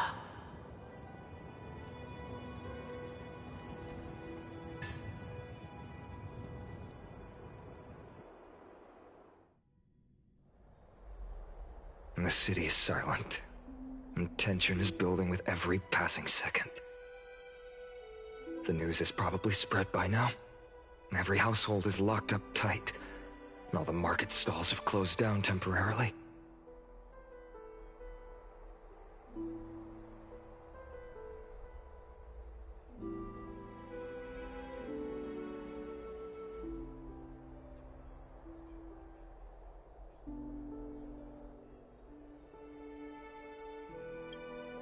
I can't imagine how she could have been taken down by a handful of assassins. Unless it's all a part of her plan. If this is all part of a larger plan, Treby must know something. She just couldn't say it in the message. Let's go find her.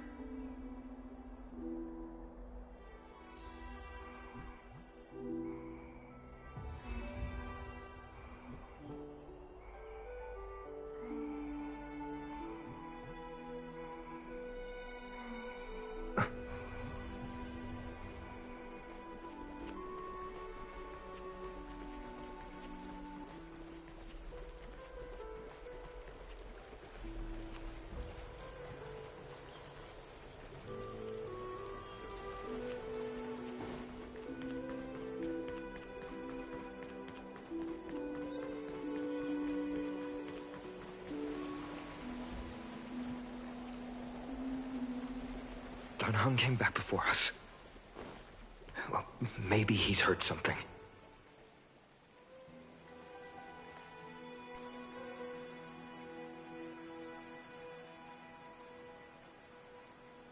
Don't worry. The cleaners didn't lay a hand on us. Lord Krateros, were you in the city when it happened? What exactly went down? Regrettably, no one knows the details of that moment. Eyewitnesses only saw... It's fine. Just tell me. Eyewitnesses at the Memorial Palace saw Aglaya fall from the Chrysos airbath. Oh, God. She showed no signs of life by the time the Holy City guards approached to check. They were too afraid to jump to conclusions. After all, she was a demigod who lived for over 1,000 years, the leader of the Chrysos heirs. Most citizens of the city believed that death couldn't touch her. She was pierced through the heart by a uniquely crafted dagger. I saw it for myself. It's one of the weapons carried by the cleaners.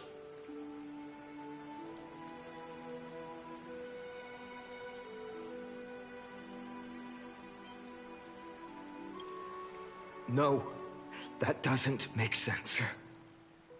The ones who appeared in the Grove, and those who confronted Dunhung in the Abyss, didn't immediately resort to violence. They were just watching and trying to intimidate. They didn't have any reason, nor the courage, to attack Aglaya. Perhaps...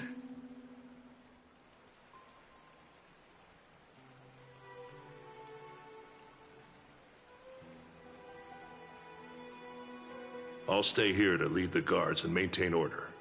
Find out what happened, but don't take too long. With Aglaya gone, someone has to take her place and lead Akama. Also, Miss Hyacinth was the one who declared Aglaya dead. You might want to speak with her. Thank you, Lord Krateros.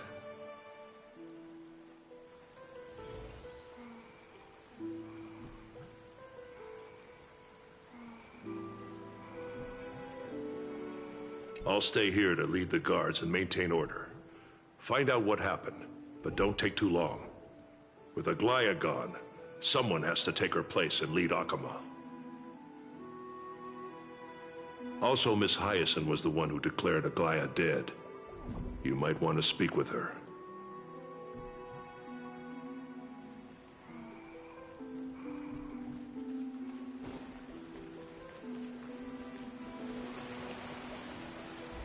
The baths are empty.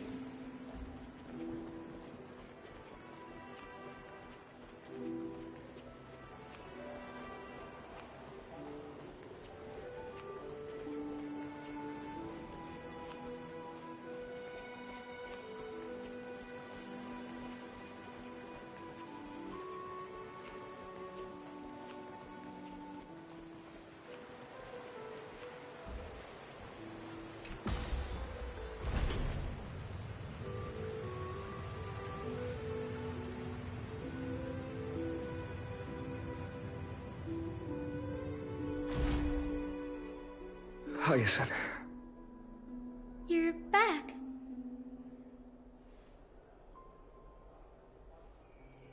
I'm fine.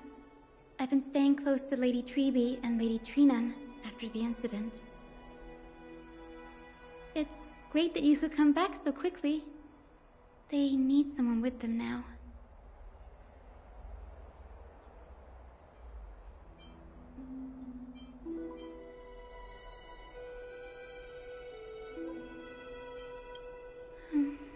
Not well. After all, we witnessed Lady Aglaya's last moments. I tried to treat her immediately, but even the sky's blessings. Declaring her death was the hardest thing I've ever had to do as a doctor.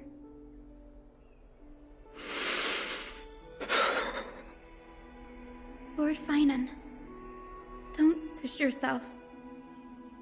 You're carrying a heavier burden now. Please, don't fall. It's fine. I can handle it. What I've lost is a mentor and a comrade in arms. But for Treby and Trinan, they've lost a 1,000-year-old bond. Like they're losing a part of their lives. You should rest, Hyacinth. You've been awake for a long time, haven't you? We'll handle things from here. Okay. See you later, everyone. Next, we should visit Lady Treby.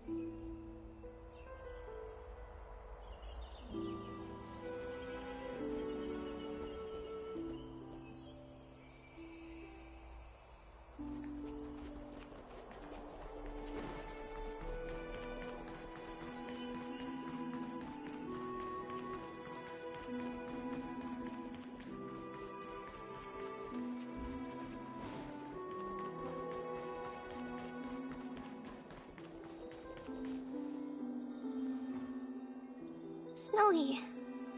Little Gray. You're back. Lady Treby, Snowy, don't. Please don't apologize to us. You went to the Grove to prepare yourself for the threats to Akama. You didn't do anything wrong, so don't be hard on yourself. We were always by Aggie's side throughout this long journey, so we understood her thoughts better than anyone. She knew she wouldn't see the end of the Flame Chase journey, yet she gave everything without hesitation. For the future of everyone.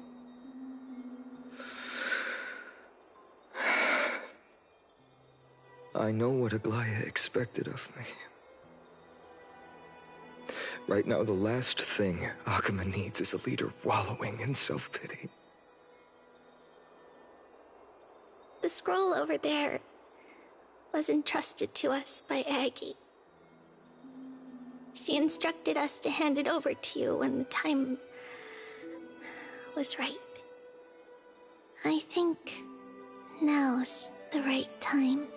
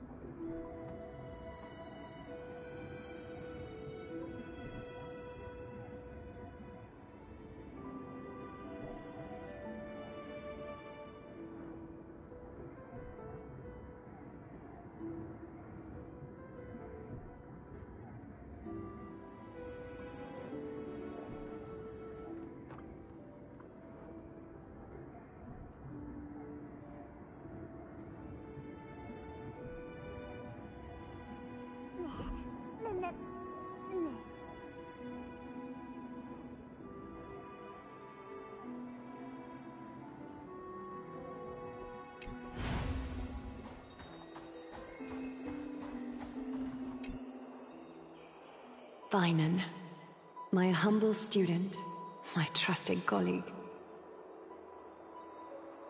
As I write this, you are locked in a battle of words with the Council of Elders, fighting for the survival of the Flame Chase journey on a battlefield where the smoke of war is invisible. I deeply regret and feel guilty for hastily pushing you and the Trailblazer into the debate. But please forgive me. At that moment, I could not afford to show any sign of weakness before you, as it would have crushed your morale. I considered the debate a routine affair, assuming I could win merely with the support and experience we'd accumulated over centuries.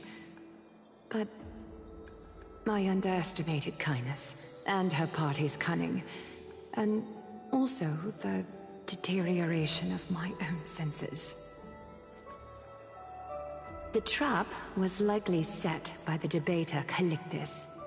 He had prepared a severed golden thread in advance, revealing it to the public when Kindness was faltering in the debate. He claimed I was reading everyone's thoughts with the golden thread to cheat in the debate. I could have countered that low tactic in 100 ways, but my words slipped out before I could even think about them. With deceitful scoundrels like you in the crowd, I have no choice but to rely on the golden thread to keep watch over everything in this holy city. You can imagine the reaction that comment provoked. At that moment, I felt my time was running short. The divinity in this body might be eternal, but that is not the essence of me. I am a daughter of humanity, born of my mother, and I will die as a human. Realizing that my humanity was fading, I began to plan my exit. What kind of departure would not waste such a belated death? I have yet to find the ideal answer. But I knew I couldn't simply fade away in my sleep like anyone else. The serpents have always lurked in the darkness, terrified of their heads being cut off by the golden thread. If my departure were to be calm and uneventful, it would only lead to a swarm of those serpents emerging from their nests. Regrettably, a peaceful death is a luxury I cannot afford.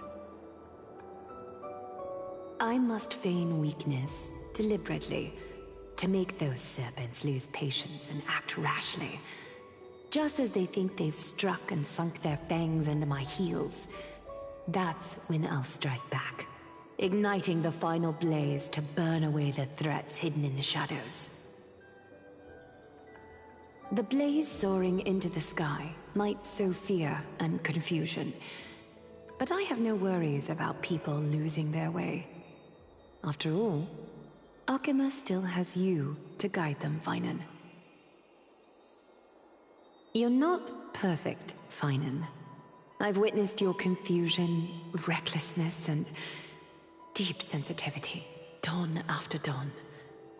The heavy burdens of your past have always weighed you down, inflicting deep pain. Yet, in your way, you are perfect. You embrace everyone's imperfections, always ready to find the precious qualities hidden beneath their rough exteriors. Unconditionally. That might be what sets our Sky Father Kefili apart from other deities.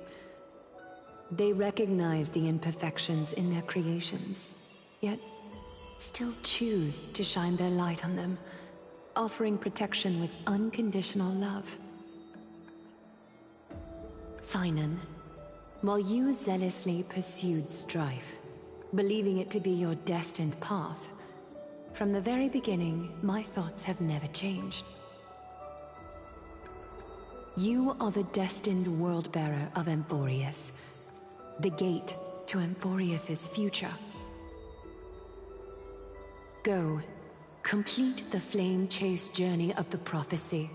Ignite the stars and inspire hope in the hearts of humanity. I will be waiting at the end of the West Wind, looking forward to the miracle you will create.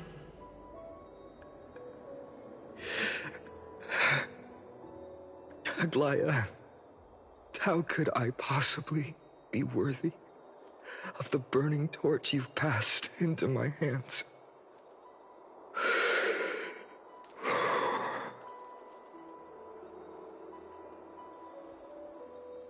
Donang, can you do me a favor?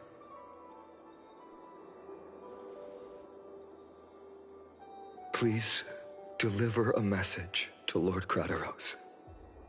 Have him gather the Holy City guards and the Kremnoans to spread the word from door to door. At the lucid hour tomorrow, Finan will speak at the Marmorial Palace. Urge everyone who has concerns about the Holy City's future and the Flame Chase journey to attend this gathering. Tell them Aglaya has left Amphorius the seeds of hope. Thank you. It's been a harrowing day for everyone. Please make sure to rest well and collect your thoughts. I need to prepare.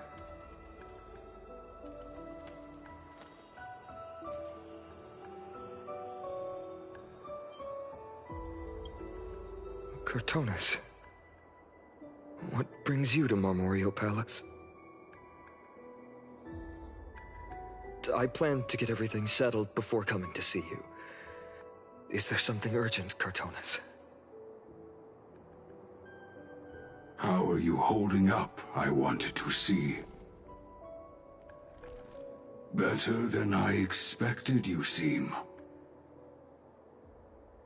There's no room for doubt anymore. It's time to take action and show everyone that the leadership of the Chrysos heirs is still strong. Right, your assessment is. Now, here, take this. Is this it?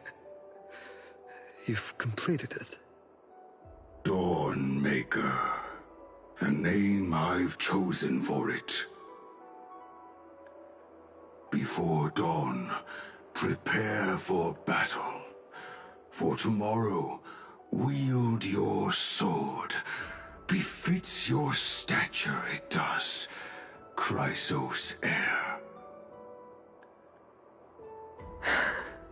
Dawnmaker.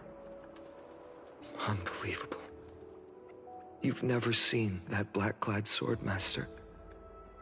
You've recreated this so precisely, just from what I described.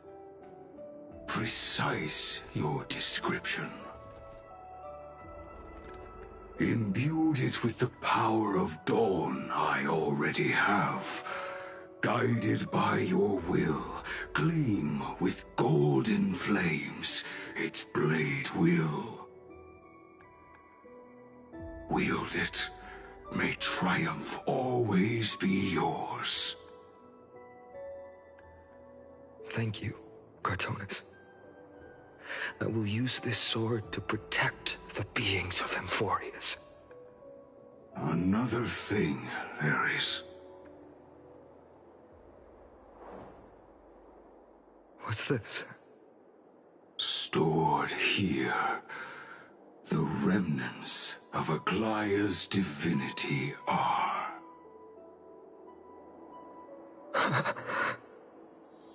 This was her commission. Her death she had long foreseen. Can she still hear us? It's difficult to confirm. About divinity, we know very little. In this way, she wanted to be with you. Always. I understand. Let me keep it. With this, I'll have another constant companion by my side. May this world never have need for a deliverer. Someone told me long ago. But when the world dashed her hopes and fell into disarray, if she could see me now, leading from the front, rallying people against their destiny, she would surely smile.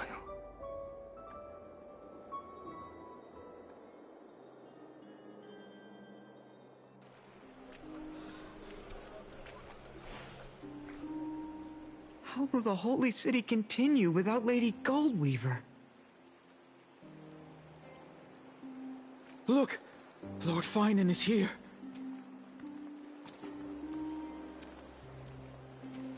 Will he step up to lead Akama?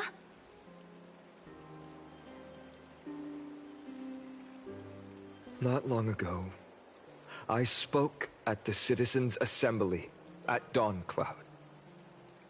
I wrestled with every word, searching for the right ones to rally support and keep the Chrysos heir's flame chase alive. In the end, I remembered a lesson from one of my teachers. In battles where words are weapons, outrage and blind passion often overpower reason. I followed his strategy. I painted my opponents as nothing more than pests, tore apart their character, and laid out their crimes. The strategy worked. I secured enough votes to achieve my goal, but afterward, there wasn't even a flicker of joy. I realized that apparent victory masked a deeper failure. In my pursuit of success, I fueled division and strayed far from my very purpose that led me to the Flame Chase journey. This journey was supposed to unify, not divide, to strengthen us, not weaken us. It was the gold thread that mended our rifts in the past. Some saw it as a means of surveillance, a tool of control. But no one can deny that it was Aglaya who held this city and even this shattered world together. Now she is gone. Yes, as you have heard, the demigod Aglaya, who guarded the holy city for a millennium, has indeed fallen.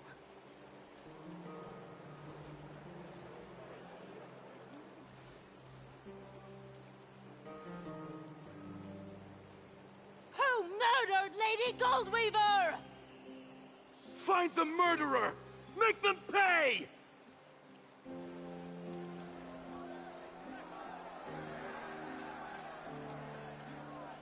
I felt the same as all of you initially. I wanted to stand here beside you, to condemn the sinners, to discuss retribution, and to see justice brought down upon them. But my perspective has changed.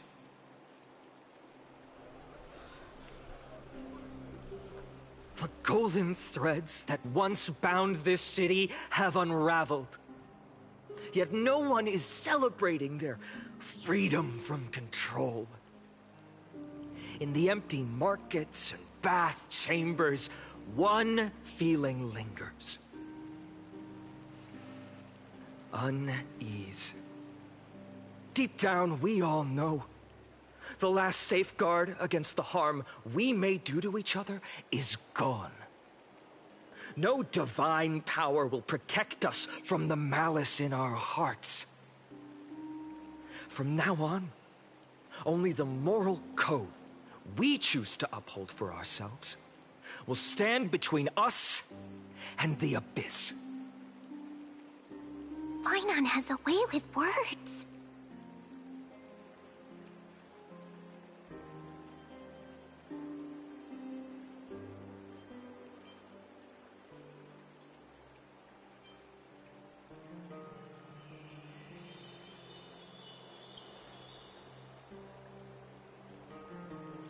Oh, all right.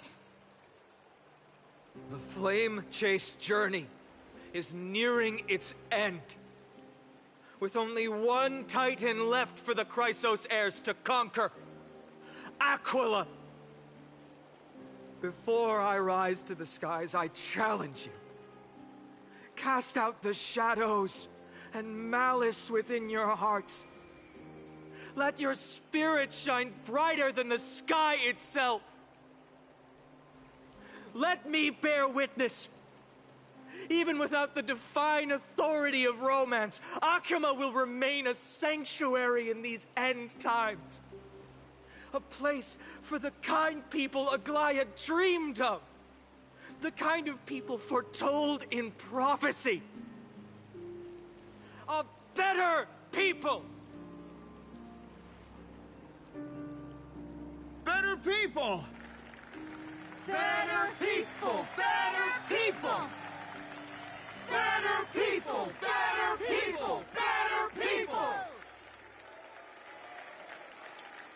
I appreciate your willingness to accept the challenge.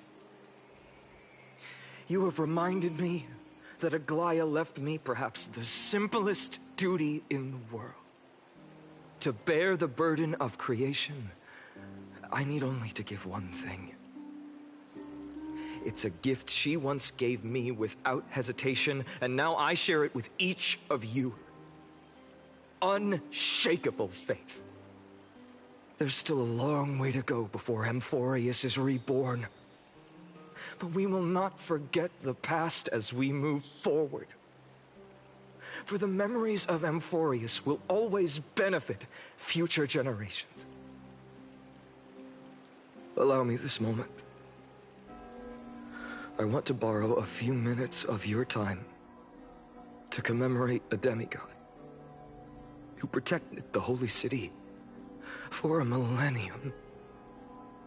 She was Akuma's dressmaker, the leader of the Chrysos heirs, the Gold Weaver, Aglaya, and her greatest feat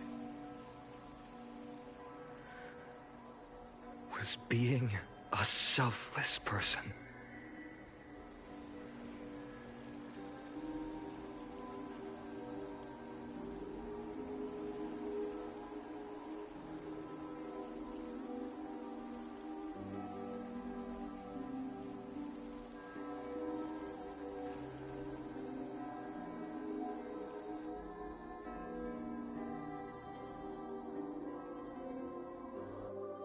That singing sounds so familiar.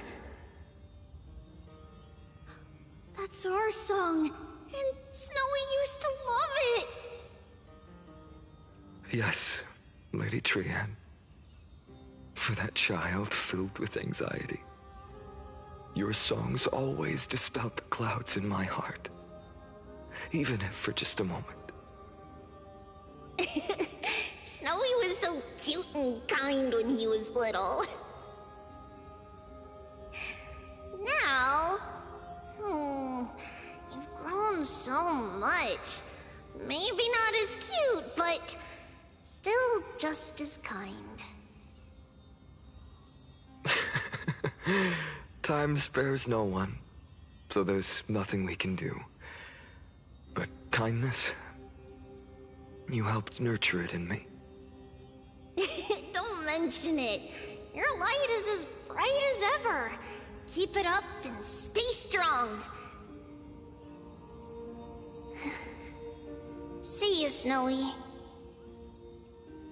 Goodbye, Lady Trian. I heard what you said.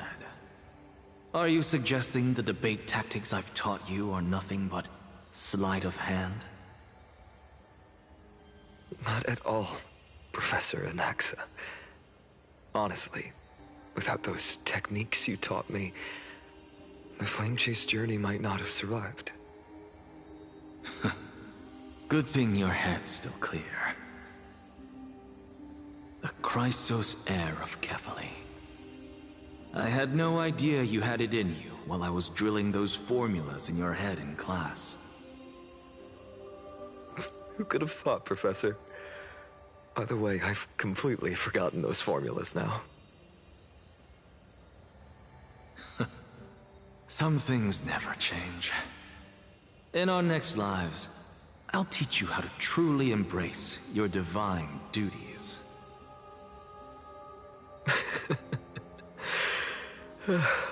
I'll be waiting. Goodbye, Professor Anaxa. Miss Castros? Aren't you going to say something?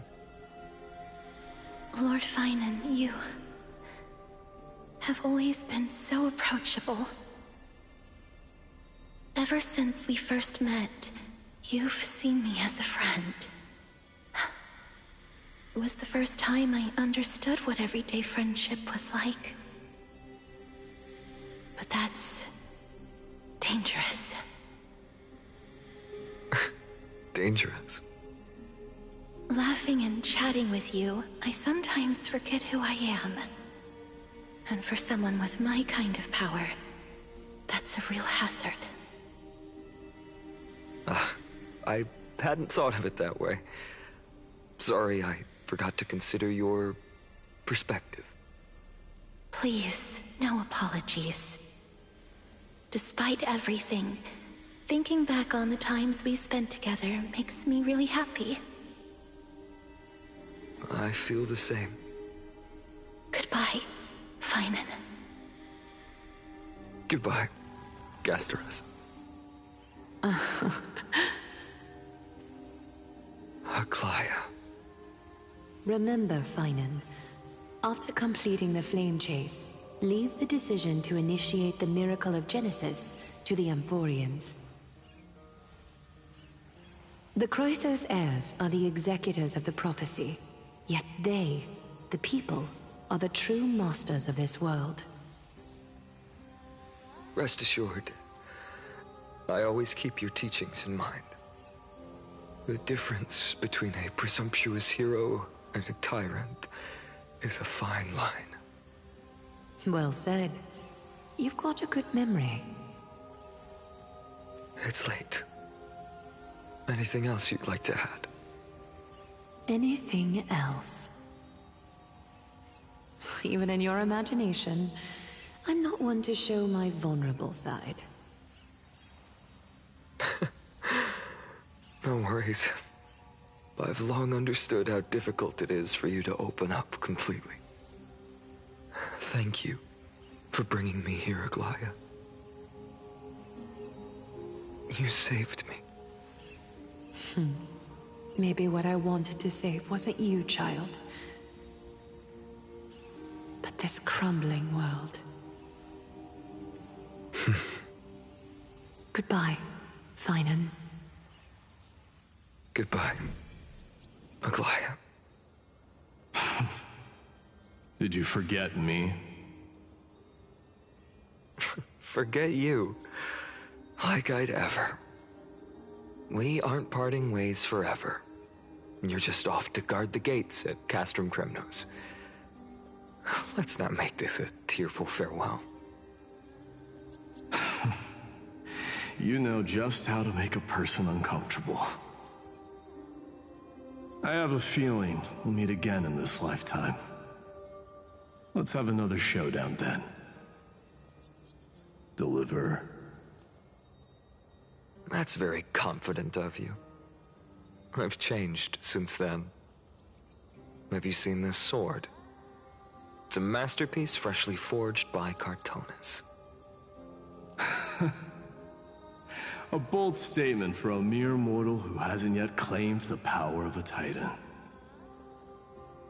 See you around, Finan of Ides Elysiae. It's a date, Mightimos. What a poignant, yet splendid journey.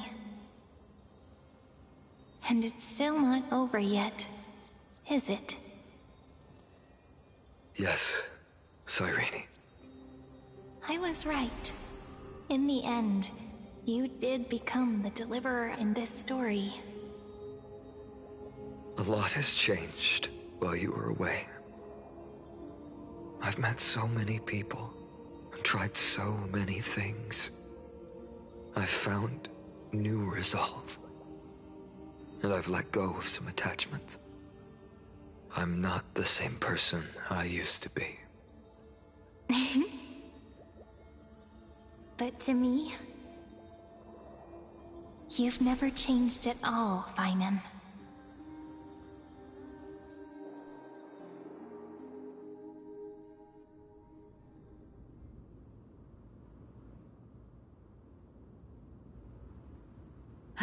Dawn Cloud. This place holds so many different kinds of memories.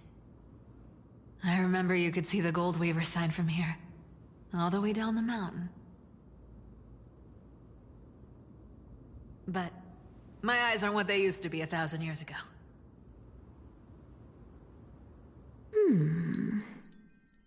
Cyphera, you... Seamstress. Tell me, does Akama have any treasures so rare that not even your... I mean, our shop has seen? Of course it has. I heard there's a gem of all worlds hidden somewhere in Dawn Cloud. Apparently, it's a piece that fell out of the Dawn device. It's truly a priceless treasure, being a part of Kefali's divine body. Even I, the Gold Weaver, cannot witness its glamour. Gem of all worlds. Nice! Got it! Well, please keep looking after the shop while I... Let me guess, Cyphera. You're probably already plotting to sneak into Dawn Cloud to steal that gem, aren't you? And your next move is probably trying to sell it to the highest bidder, then distribute that money to the poor and the refugees in the Holy City? Look, Seamstress. Are you sure you aren't peeking into my head with your golden threads? You might be skilled at covering up lies, but your compassion is all over your face, plain as day. Don't lie to yourself. Do you honestly think this is the right thing to do, Cyphera? What else am I supposed to do? That's the only thing I can do with my power. You keep talking about how I have the potential to become a good person. Or even what people call a hero. But I don't know what I need to do to get there! I can't weave golden dresses like you! I can't sing as well as Miss Hyceelins! And I definitely don't know as much as Big Sis Treeby! The only things I'm good at are the underhanded street smarts that no one even respects. But I still want to be worthy of you. I want to prove that you've made the right choice. Even thieves can dream. Right?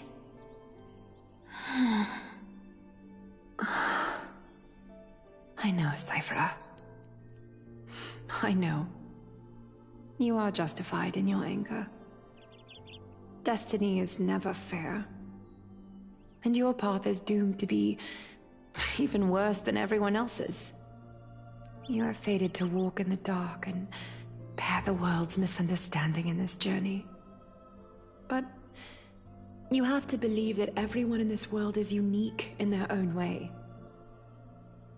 I am convinced that you're the only one who can bear the authority of trickery, even if you have to contend with the legendary 300 master thieves of Dolos.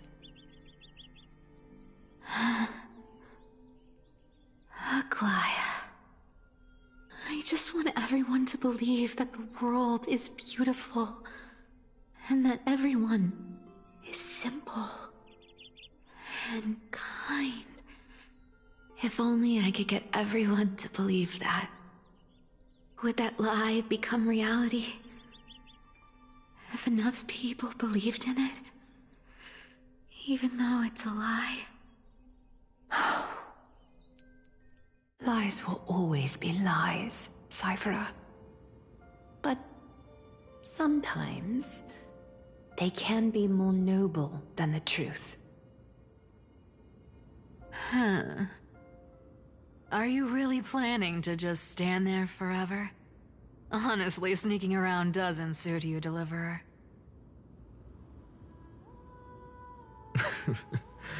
I never thought I could slip past your sharp ears, Miss Cypher. I just didn't think it'd be right to interrupt when you're obviously lost in thoughts. Huh. Still as charming with your words as ever, boy. Your speech at the public baths wasn't half bad, I'll admit. It managed to touch my heart. Just a smidge. Thank you. I had a feeling back then that you were in the audience. Intuition certainly is a thing of wonder. Oh, and you didn't call me out on the spot. You waited all this time to tell me. Well, I thought you'd need some time to yourself. After she passed away.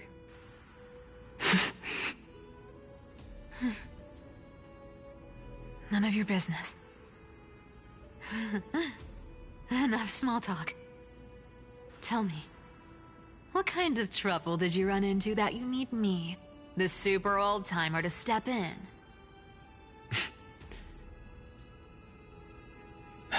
We've only met a couple of times, but you've always gone straight to business. I respect that about you, old-timer, so I'll cut to the chase. You're probably aware that Aglaya has earned the support of the entire city for the Chrysos heirs. Everyone believes that she died at the hands of council members who were against the flame chase, and the citizens' fury has been dragging these schemers out of the shadows one by one. But they didn't get everybody. To this day, we still haven't found Elder Kynus, the leader of the cleaners. Ah, I see. You're afraid she'll do something wild now that she's pushed into a corner, aren't you? Yes. I believe that Kefali's core flame, forever enshrined above the council theater, would be the opposition's final trump card against the Chrysos heirs. We're setting out to campaign against Aquila in a few days. With the Chrysos heirs gone, it'll be their best chance to strike. You think those desperate dogs will try to snatch the core flame while you're gone? So, you want me to give them a nice long walk while you're away, right? You sure saw right through me, Miss Cypher. I know exactly what you can do. Godlike speed, perfect disguises, untraceable movement, and that most enigmatic authority of trickery. I have only one request. Please, use whatever tricks you need to protect Kefali's core flame. Even if you have to deceive the rest of the Chrysos heirs as well. Uh-huh. Hey, Deliverer. Do you honestly think that there's no way I'll turn you down? Do you even have any plan Bs if I decide to nope out on this? As the demigod of trickery, there are no other trump cards in the world that can outrank you. I'm sure you know the answer to your own question, Miss Cypher. What confidence. You talk as if you have everything in the palm of your hand. Huh. So you did learn a thing or two from her. I'll give you that. Then let me tell you something you don't know. The Flame Reaver. They've been watching Akama closely. You mean... Bet you didn't expect that, huh?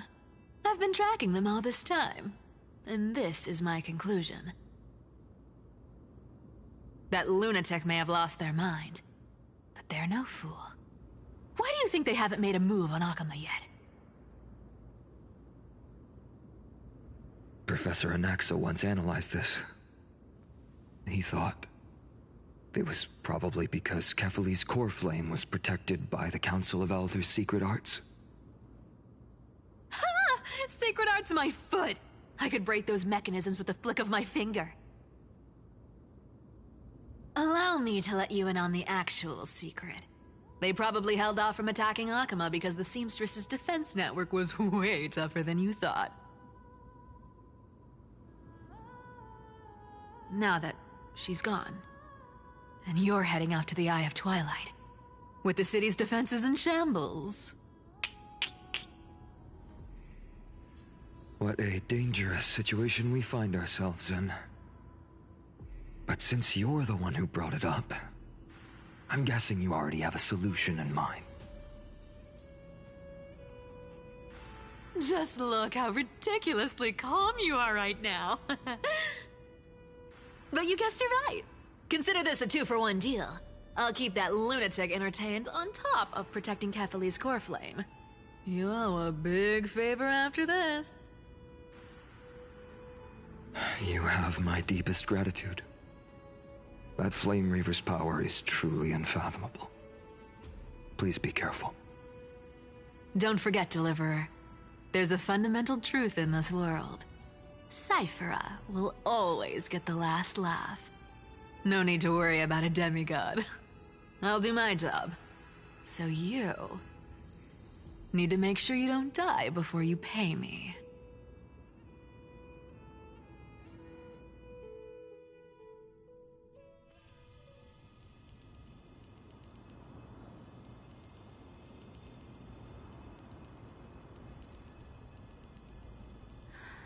I'm back.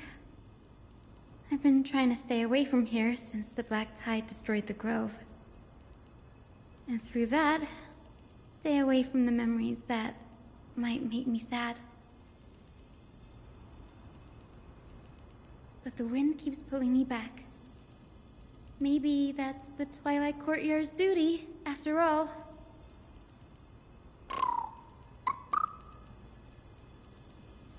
I know, little Ika. I know. I too miss the days when we all studied together. But we have an even more important mission this time round. Lord Finan has already set the date to campaign against Aquila. Being a descendant of the Sky People,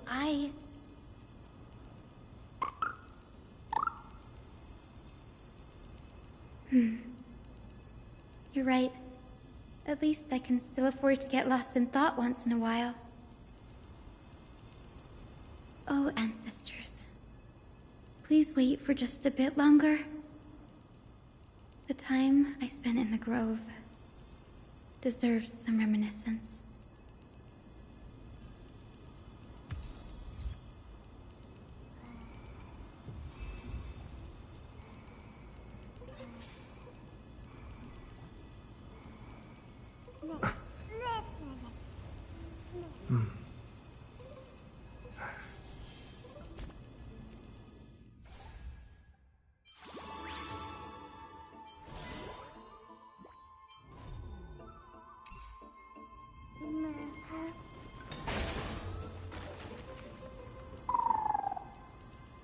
This was where Professor Anaxa gave us the lesson.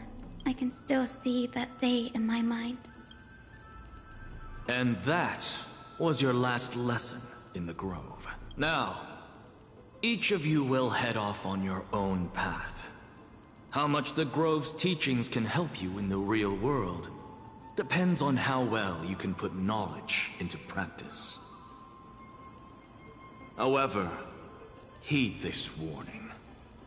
If you ever do anything disgraceful out there, don't ever claim you were the student of Anaxagoras, one of the 7 sages.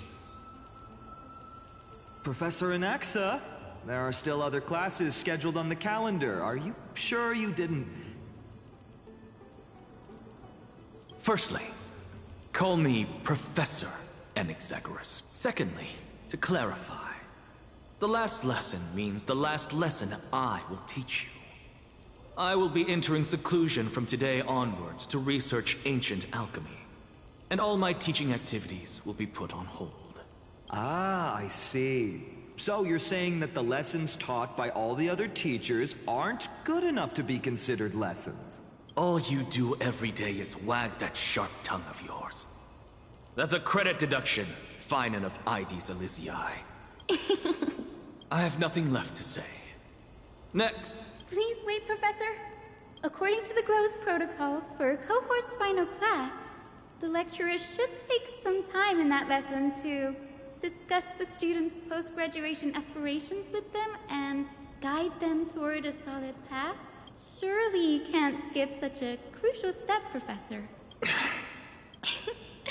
The teaching assistant, Miss Hyacinth, is truly Professor Anaxa's nemesis. Fine. Since Hyacinthia insists on this, let's go through the process. Since some of you are so eager to speak, why don't we start with you, Finan of IDs Elysiae? What is your post-graduation aspiration? Me? Well, it's not exactly an aspiration, but the only thing I want to do is to protect the people I care about. I see. So you want to be a hero? How boring. Next. I didn't say... Castoris, you've been giggling for quite some time. How about you go next? Perhaps my answer is a bit vague and meaningless, Professor Anaxagoras. I hope the world can be freed from the agony of death, so that every living being may find calming peace. How naive. So naive that it makes me want to weep for your fairy tale. See, this is why I don't want to follow those outdated protocols.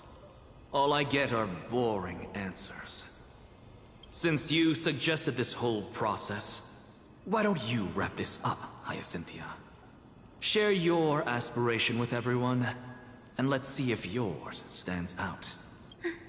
So it's finally my turn. Good thing I came prepared. My aspiration is nothing less than completing the final blank page at the end of the hero's epic. Blank page? An interesting description. Do explain, Assistant. I've read all of Amphorius's heroic epics while studying at the Grove, and a common thread came to my attention. Almost every epic ends with a description of the hero's achievements. But few mention how the everyday people of that time lived. No one recorded the struggles and suffering the commoners endured. So you're saying that, instead of legendary heroes, you're more focused on commoners living on the peripheries of historical records. Perhaps I'm influenced by my background. My ancestor, Seliosi the Day Thunder Knight, raised her spear against the sky and ushered in the flame-chasing era that continues to this day. Her story is told to every child descended from the Skyfolk. We have no doubts about Seliosi's greatness, yet her towering figure overshadowed every record from that entire era. What about the Day Thunder Knight's family, allies, and friends? What about the survivors and those who died in the great battles?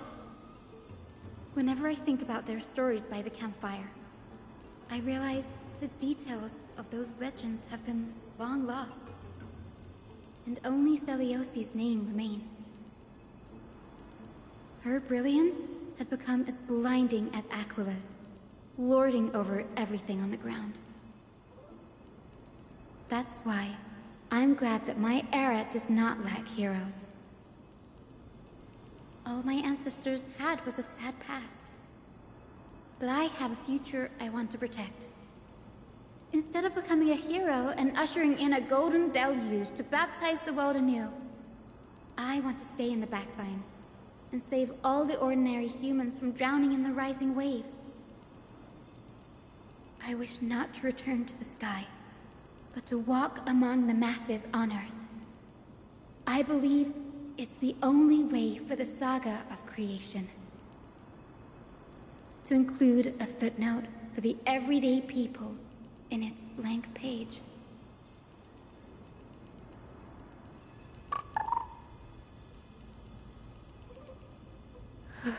I'm getting embarrassed from remembering how I said all that. But my beliefs have never changed. Now I really have a chance to stay behind the hero's front line and realize my dream. Danny, what are you doing here?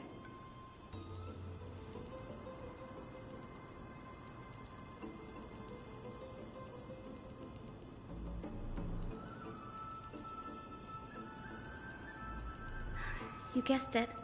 To reach Aquala's realm in the sky, descendants of the Sky People must perform a bloodline ceremony, summon the spirits of our ancestors, and get their blessings. That's the only way for creatures on Earth to forge the rainbow bridge to the sky. And the soul of the first ancestor I want to see is here in the grove.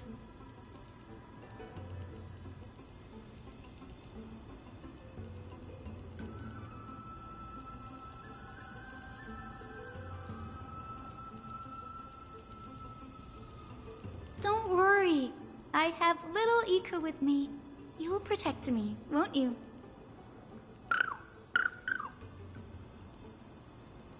Good, Ika. Well, what brings you here, Danny?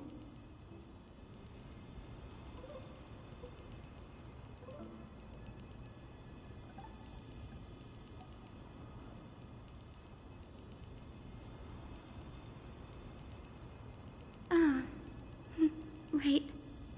If all goes as planned, you and Gray will be able to go home after this mission, won't you?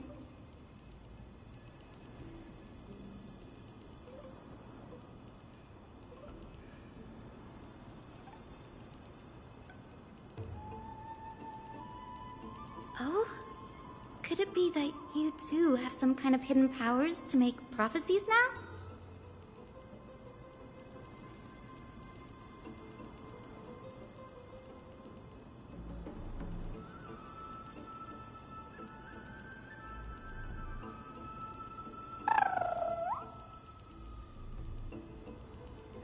Nope.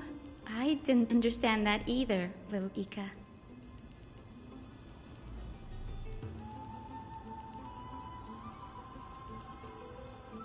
Since we've already met up, why don't you come with me, Danny?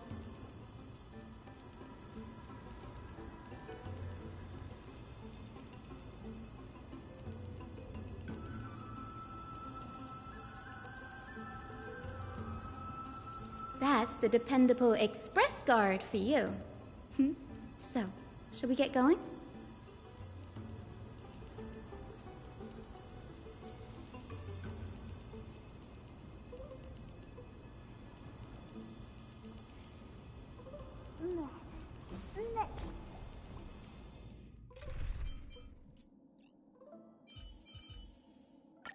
Bree, have you ever seen a rainbow-colored sky?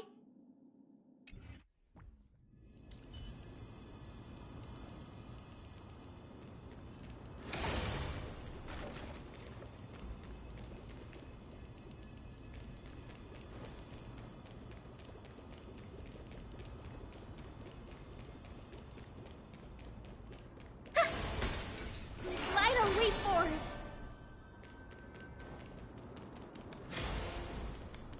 The chroma coffer is vibrating. There must be memories of an ancestor nearby.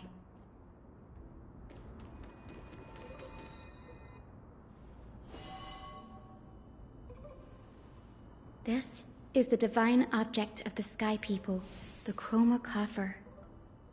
Our ancestors dictated that when a descendant of the Skyfolk is ready to challenge Aquila again, they must first awaken the spirits of their ancestors with the chroma coffer and receive their benediction. Only after this can the chosen Skyfolk reascend to the heavens.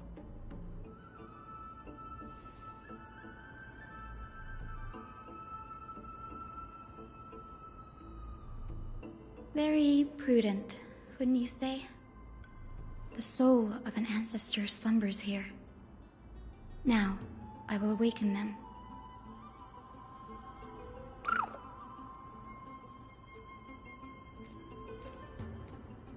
I am Hyacinthia from the Twilight Courtyard, a descendant of the sky who has inherited the duty of flame chase. The time has come to fulfill our clan's destiny. I will join the heroes of the prophecy to return to the sky and retrieve the core flame. Ancestor, please bestow upon me your generous blessing.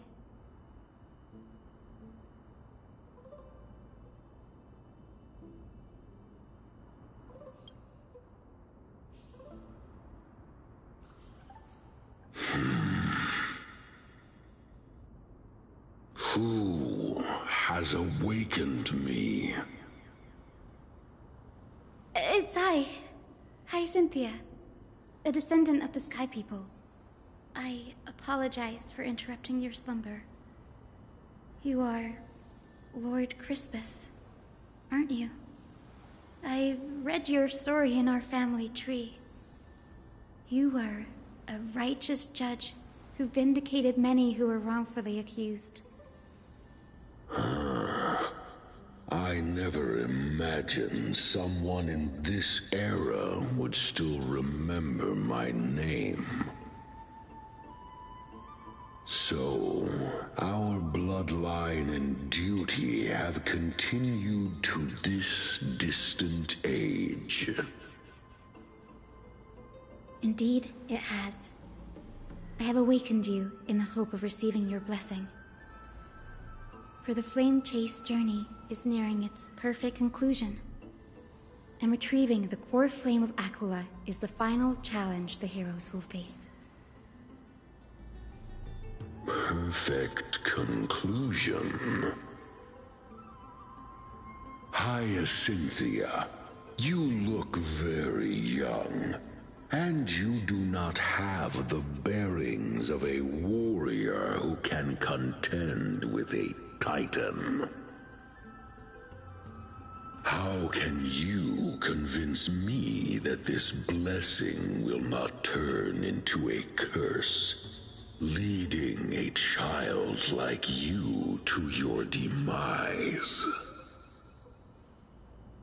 1,000 years ago, Seliosi, who conquered the skies, left behind legends and a will, entrusting the mission to return the Sky Titan's core flame to her descendants, to people like you and me. Though I'm not a warrior, I will not turn away from the mission that has flowed through our blood for 1,000 years.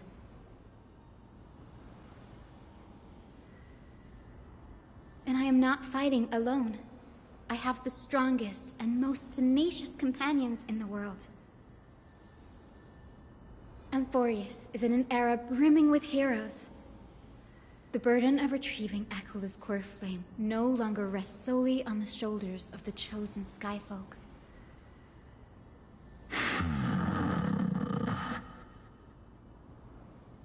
I now wield the power of healing. I aim to mend the fissures in the sky and heal the wounds of the people. I desire to define the mission of the Skyfolk in my own terms, to conclude the vigil that has spanned millennia.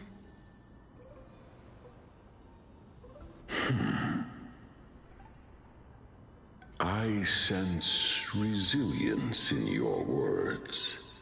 Not an outward resilience, but something deeper within. Receive my blessings, young Hyacinthia. May you gain wings to return to the sky via the bridge of rainbows.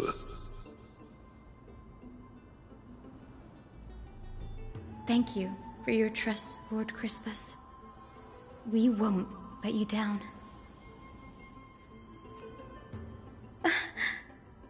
Thank you. My ancestors were all pretty strong-willed people. It won't be easy convincing them.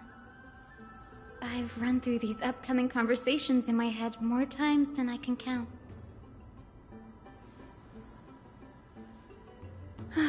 Now, the next ancestor on the list. Her spirit is said to rest in the vortex of Genesis. A pity that the ceremony has to be performed in strict order.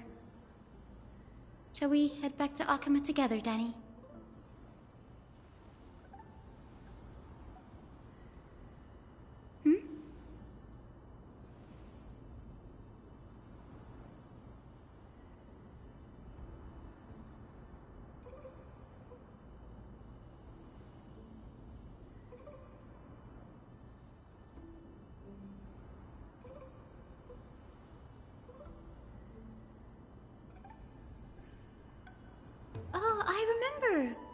I didn't expect you to keep at it this long.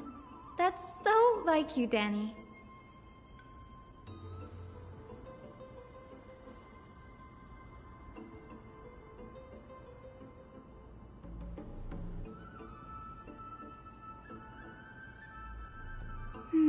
That makes sense. Bagusa was always described as a fickle titan in the myths.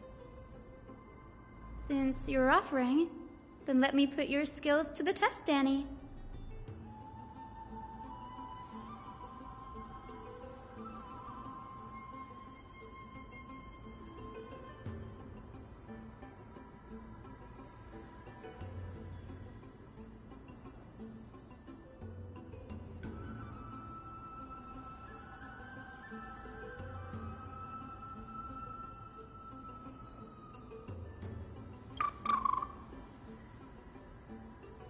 Got it.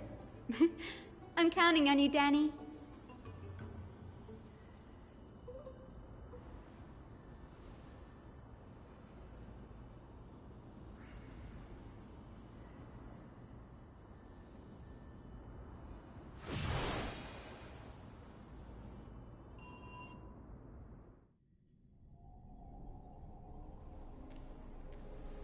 The vortex of Genesis. Unbelievable. Danny is full of surprises. But this does feel way more disorienting than the ritual basin. Wait, is Lady Treepy here too? And who is that next to her? Oh, I think I know who that is. Do you have to go already, Syphi? It's been ages since you were last in Akama. You could have taken some time to rest, and we could have caught up. That's alright, big sister Treeby. I've gotten used to life on the road. Staying in this bustling city actually feels off. Besides, your prize student gave me an incredibly tough mission to handle. Cut Snowy some slack, Syphi. He's still so young, yet he's shouldering all the responsibilities Aggie left behind. Besides, Snowy's not the kind to ask for help lightly. Since he came to you, it means you're the best person for the job. You really spoil him, big sis Treeby. Guess I'm past the age for someone to look after me. Syphi. Just kidding. I get it. That deliverer boy does have a certain charisma about him. It reminds me of Aglaya in her prime. Anyway, I'm about to head out. Oh, big sis Treeby, before I go, got a little gift for you. Well, didn't expect you to be so thoughtful. What's in it? That's a part of the game too. If you want to see the full picture of what's inside, you'll have to wait until nightfall. A gift with a mysterious twist? Seriously? Huh? Looks like we have company. Lady Treeby, and this graceful lady must be Miss Cypher. I'm Hyacinthia from the Twilight Courtyard. Everyone calls me Hyacinth. Pleased to meet you. Bright and cheery as a lamp. Well, hello there, pink child. I'm Cyphera from the long-fallen city-state of Dolos. As for the rest, it's all in the history books, so I don't need to repeat it here. So, you're from the Twilight Courtyard. Does that mean... Yes, I'm a descendant of the Sky People, the Chrysos heir about to take over the authority of Sky. Whoa! That's unexpected. I figured Celiosi's descendant would be, I don't know, taller, stronger. Don't judge a book by its cover, Syphi. Cinny is a master of her craft. She's the most skilled and dependable physician in all of Amphorius. Don't worry, Lady Cypher.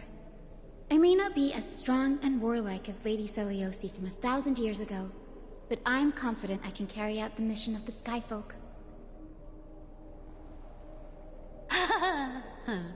All this talk about missions, you're making it sound way too serious. You've got to look out for yourself, girl. Don't push yourself too hard. I'd hate to see that cute face all scratched out by Aquila's claws. Cyphy cracking jokes?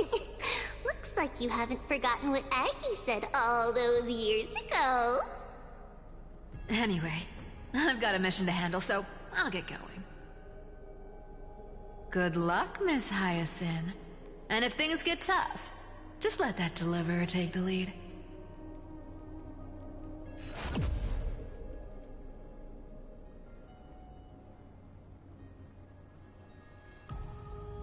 Miss Cypher is in such a hurry.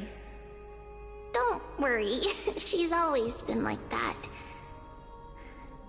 It's good to have her back in Akama lending a hand. Well, enough about her for now. You're here because of your mission, aren't you, Cinny? It's the perfect opportunity for me to go and tuck Cyphy's gift away somewhere safe. The Vortex of Genesis is all yours.